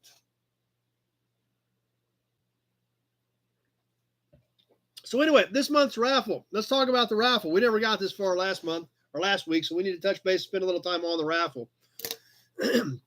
We do have the Auburn prize pack that we're going to give away this month. Let me go through who is in as of right now.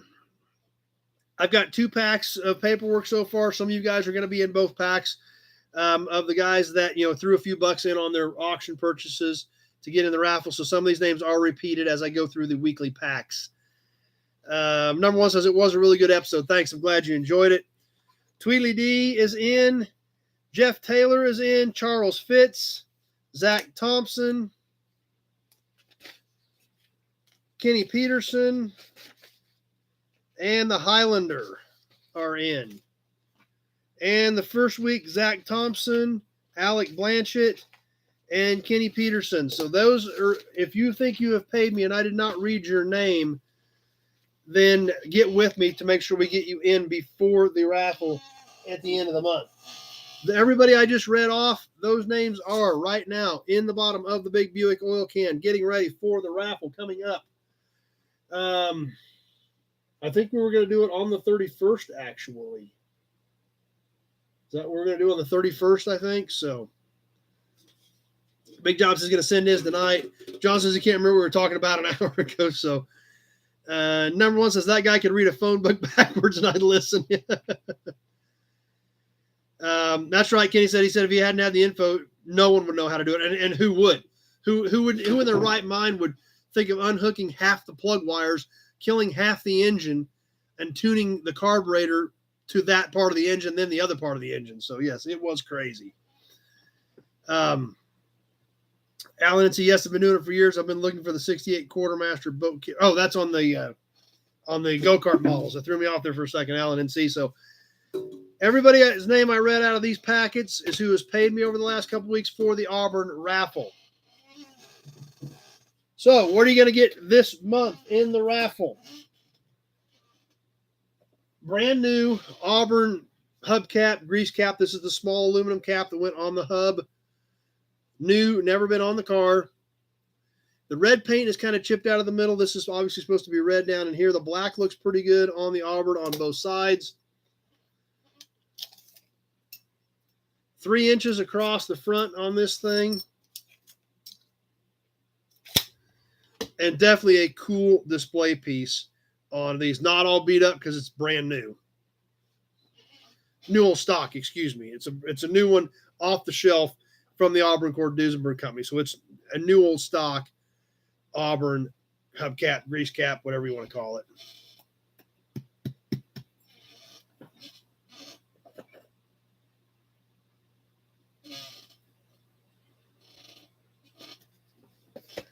Pete was surprised that some of the project cars were fairly reasonable. Yeah, I mean, They need a lot of work, but there again, it's pretty cool stuff. So, Hudson badge.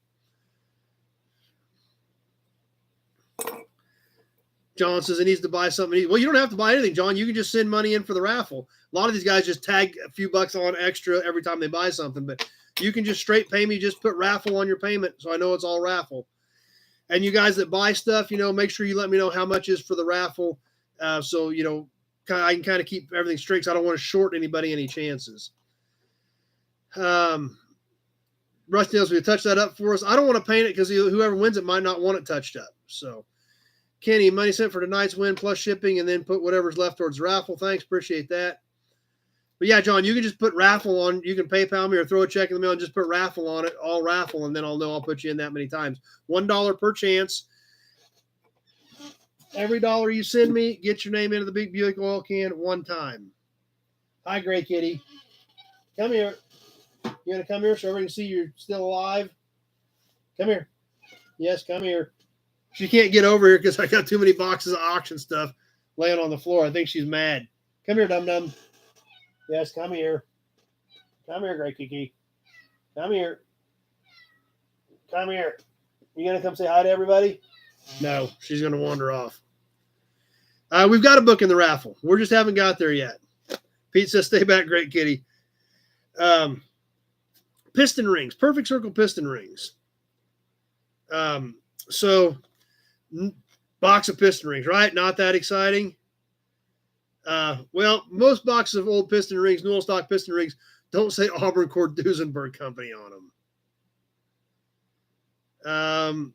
That's right, Zach. Zach sent extra money last week for either the raffle or the Gray Kitty, and his package didn't meow, so you're right, the extra went into the raffle. So these actually are still sealed. That little piece of tape, these are still sealed. Still sealed on the bottom too.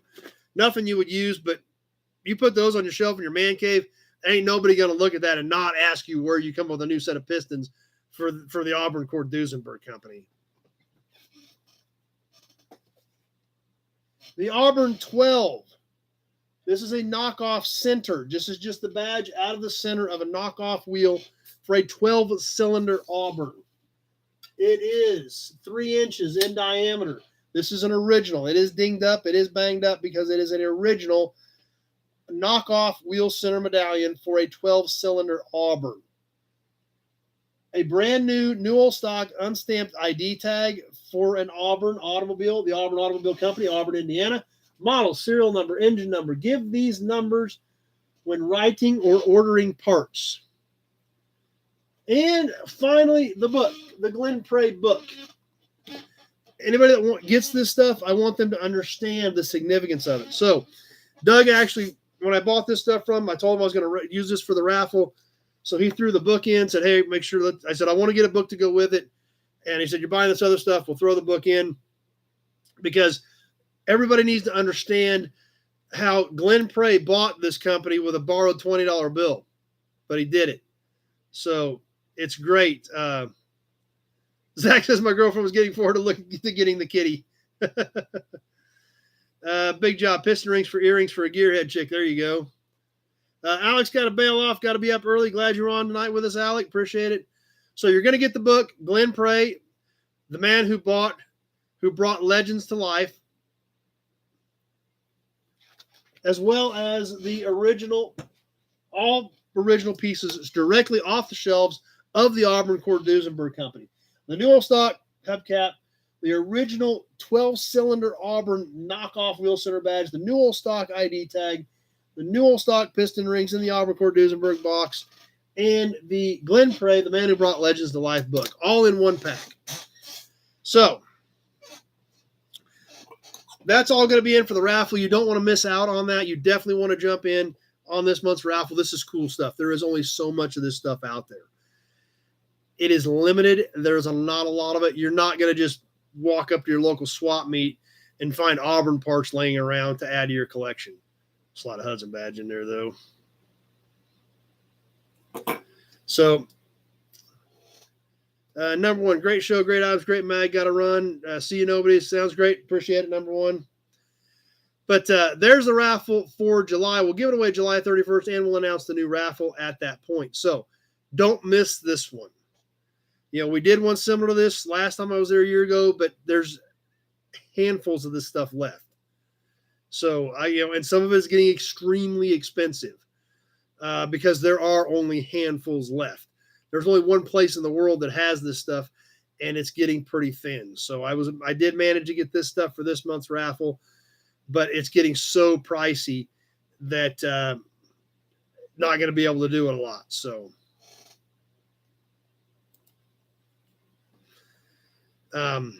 Tweety says Heather's in the auction. Yeah.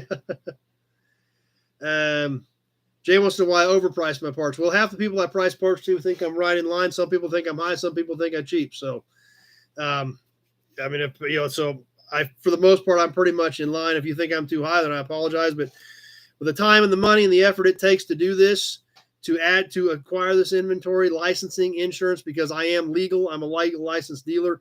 You can buy stuff cheaper from a lot of people who you may not get it, and there's no way to find them. But I'm legal and licensed. I do it right, and it's an extremely expensive proposition to do it that way. So yeah, it's not cheap, but it's not cheap to do either.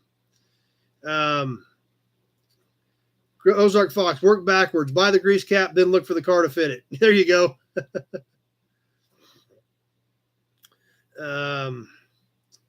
Fun Metal. I saw that crazy invention with a Hemi in it. I don't know if I've seen anything with a Hemi, any of those with Hemis in them, but I bet there is something out there. So anyway,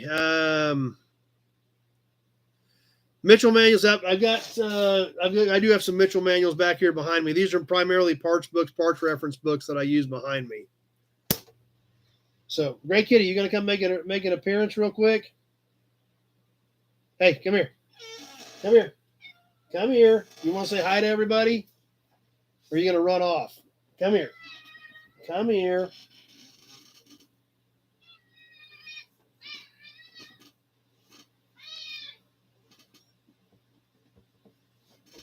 All right. See? Come on. Yeah, see? You going to say hi to everybody tonight? I'm going to hold you, though, so you don't go stomping on no keyboards. Yes. Thrash Metal, we had those old Mitchells in Auto Shop. Yep. Rusty Nell said, there goes the show when you got up here. That's why I'm going to hold on to you. Tweedly D wants to buy you too. Zach's girlfriend wants to buy you too. Jaybird says hi to you. John says, I'm going to sell him a project whether I know it or not. So that's right. Big Jump says you are alive. Yes. Gray Kitty is alive and well, but we're going to keep a good hold on her. Yes. So you don't get near the keyboards, dum-dum. Yes. You don't want to get near the keyboards. Yes. All right. Say hi to everybody. Pete says, everybody say goodnight just in case. I'm keeping a good handle on her.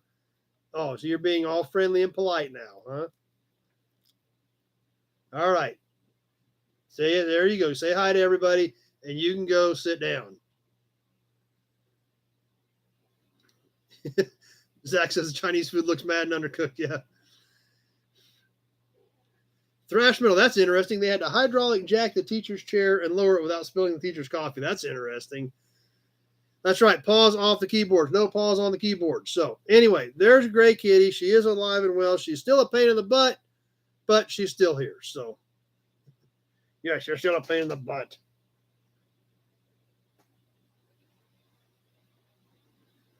All right. Time for you to go be down, okay? Okay? Meow. All right. Say night-night to everybody. There you go. Say night-night to everybody. Yes. Okay. You can go be down now. I had to reach around a pile of auction stuff, so.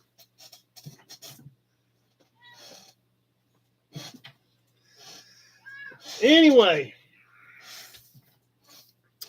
So now you all know Gray Kitty did survive last week, the dilemma of botching the entire chat. But anyway. Thrash Metal, did a 70 Monte Carlo until somebody hit him with it. That didn't work out too well, but that's cool. But there again, and that's another thing we've had tonight. We've had a lot of new viewers on tonight, which was great.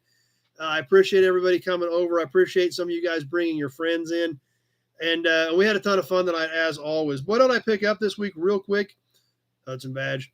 let's catch the new inventory stuff and tell you what's coming up in new videos before we get ready to wrap this one up. A few things I picked up last week that we never got a chance to talk about. Thanks, Kat. 1964 Buick Wildcat hit the ground, and a 1960 Chevy Apache 10 half-ton two-wheel drive pickup hit the ground. So those were there from a couple weeks ago. This week, 1991, and a lot of people say 1991. 1991 is 30 years old. That body style is, and it's a Ford pickup, so that body style goes back to 87, which is an antique now in the state of Kansas. So the 91 F-150 Lariat Super Cab came in, loaded up, it's a Lariat, captain's chairs, console, full power. So pick that one up. Let me catch up comments.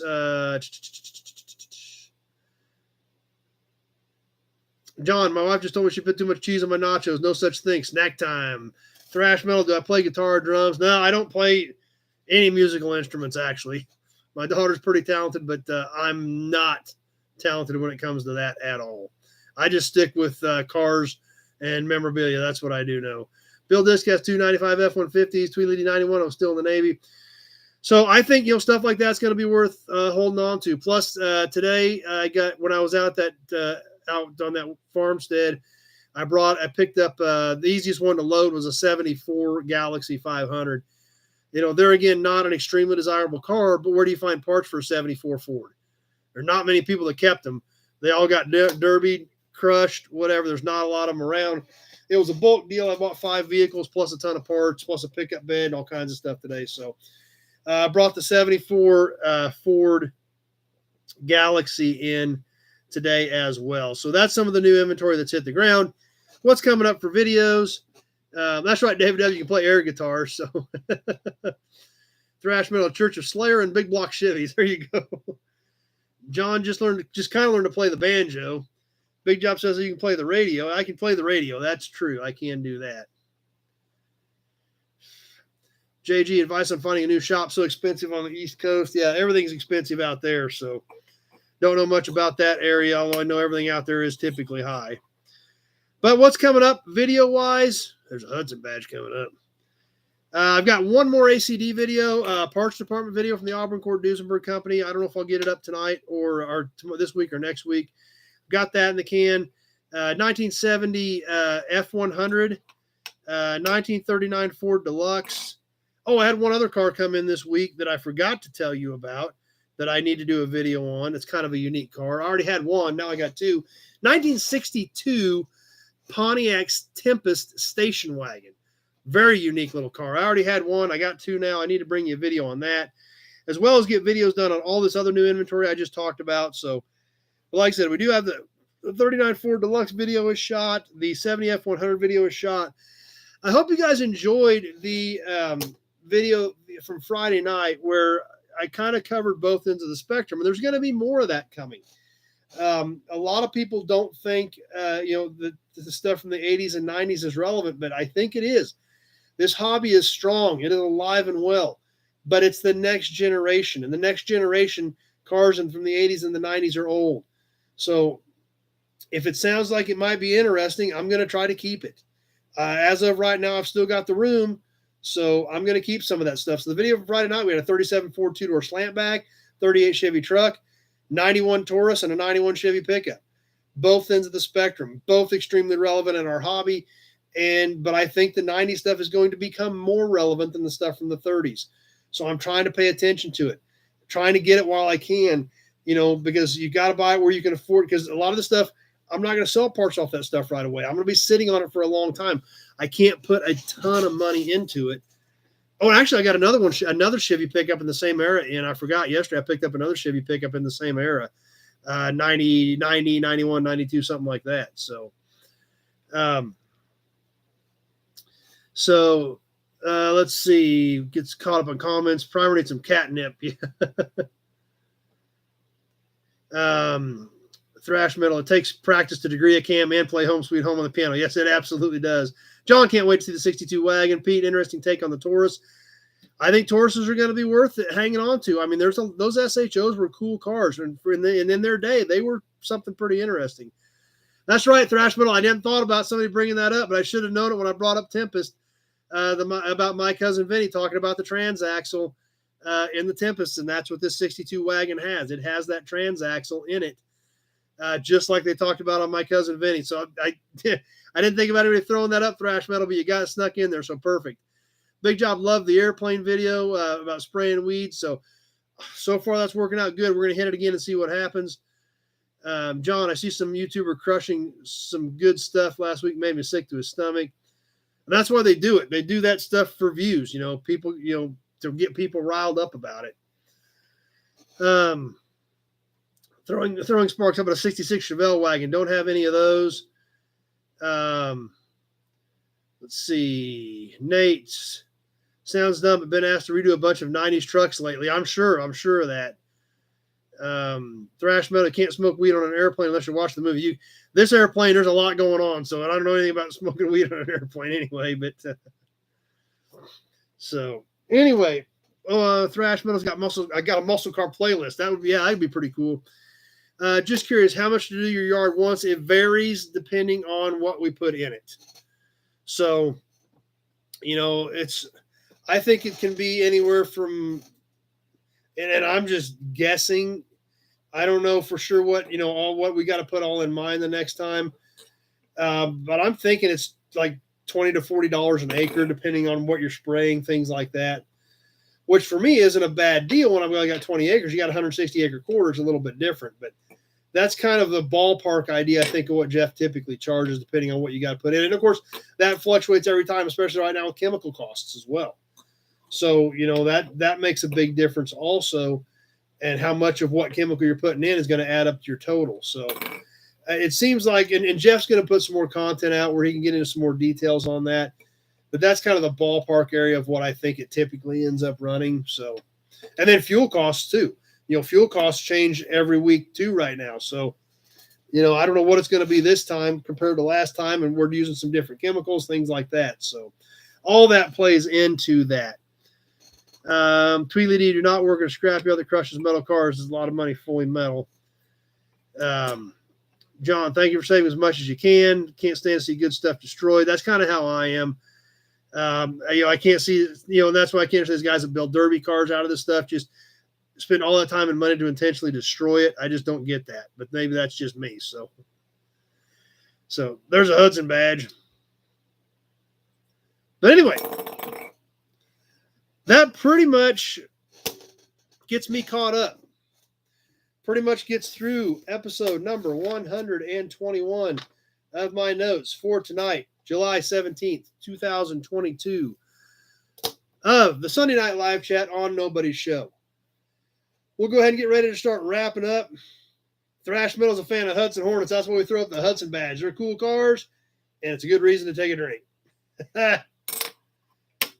But anyway, we'll go ahead and get ready to wrap this thing up. I will keep an eye on comments for a little bit longer. JG, do I have a 36 Hudson grill? No, I do not have a 36 Hudson grill. As we get ready to wind this thing down tonight, as always, thanks for hanging out tonight, everybody. Norman says, great show as always. Thanks for everything we do. Good night. Thrash Metal says, noops, now I am drunk. Pete, awesome episode. Thanks for the show. John says, thanks. But like we talked about earlier, this isn't the Chad Show. This is a chat. This is a chat that involves all of us, Facebook and YouTube, primarily YouTube now. We do have a few people who still get on Facebook, but it's getting thinner all the time. But, the feed issues there are kind of up in the air sometimes. But anyway, I'm glad you guys enjoyed it. I'm glad you guys had a good time again tonight, because that's what this is about. This is about you. That's why it's called a chat. It's a live chat with all of us. So, Thrash Metal, I just seen you last week on Haggerty or Leno, and that wasn't me.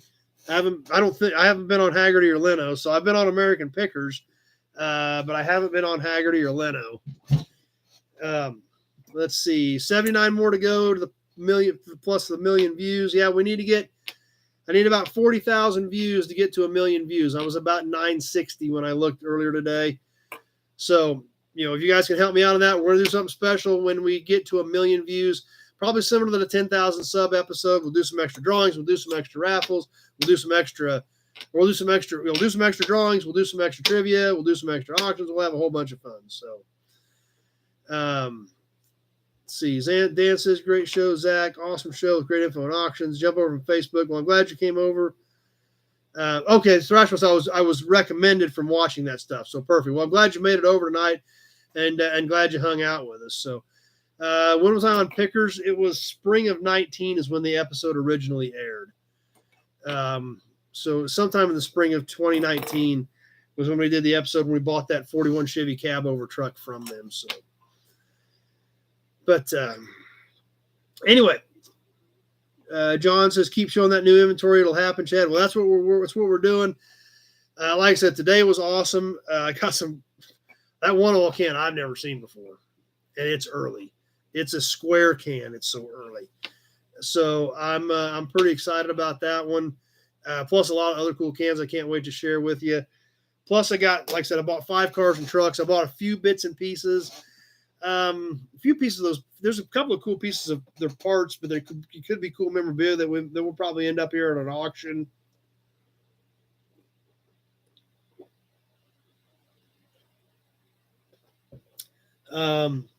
Oh, I got a big Ford tailgate, 38 to 52 big Ford tailgate today. That's something you don't stumble across every day. Found one of those buried in that barn, been in there for eons. Scott says, great show on Facebook, still hanging in with her on Facebook. Glad you guys are still over there. Anyway, that'll pretty much wrap it up for me. Like I said, I will keep an eye on comments for just a little bit longer. Like I said, Toy Tuesday coming up Tuesday evening. I've got a box of pretty cool Sohio stuff. Stuff I don't come across very often. We're going to check some of that out. I doubt I get through those other cans prior to that. But we'll see how things go. But I do have that box of Sohio stuff to look at and check that stuff out for Tuesday night. So we will be back live at 7 o'clock Tuesday evening for Toy Tuesday. Plus, we've got these other videos coming out. Ralph need a good passenger door shelf for his 96 GMC 1500. I may have some out there. I'd have to check and see. You'd have to give me a call. We'll slide another Hudson badge in there. Tweet this. I'll see you at Toy Tuesday if you can remember. Glad you guys are going to be there. And as always, next Sunday night, 7 o'clock Central Standard Time, Sunday night live chat. I still can't believe you guys hang out with me on here for basically your entire Sunday night. I'm glad you do. I'm glad that we are turning this into what it is, which is so awesome. With your guys' participation, your involvement, and everybody that helps each other and hangs out.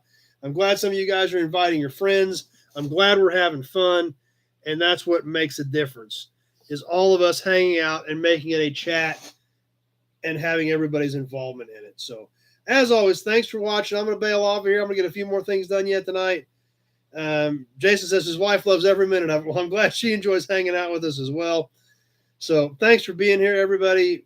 I appreciate the support. I appreciate the help. I appreciate all you do to help what we do here make this a great chat.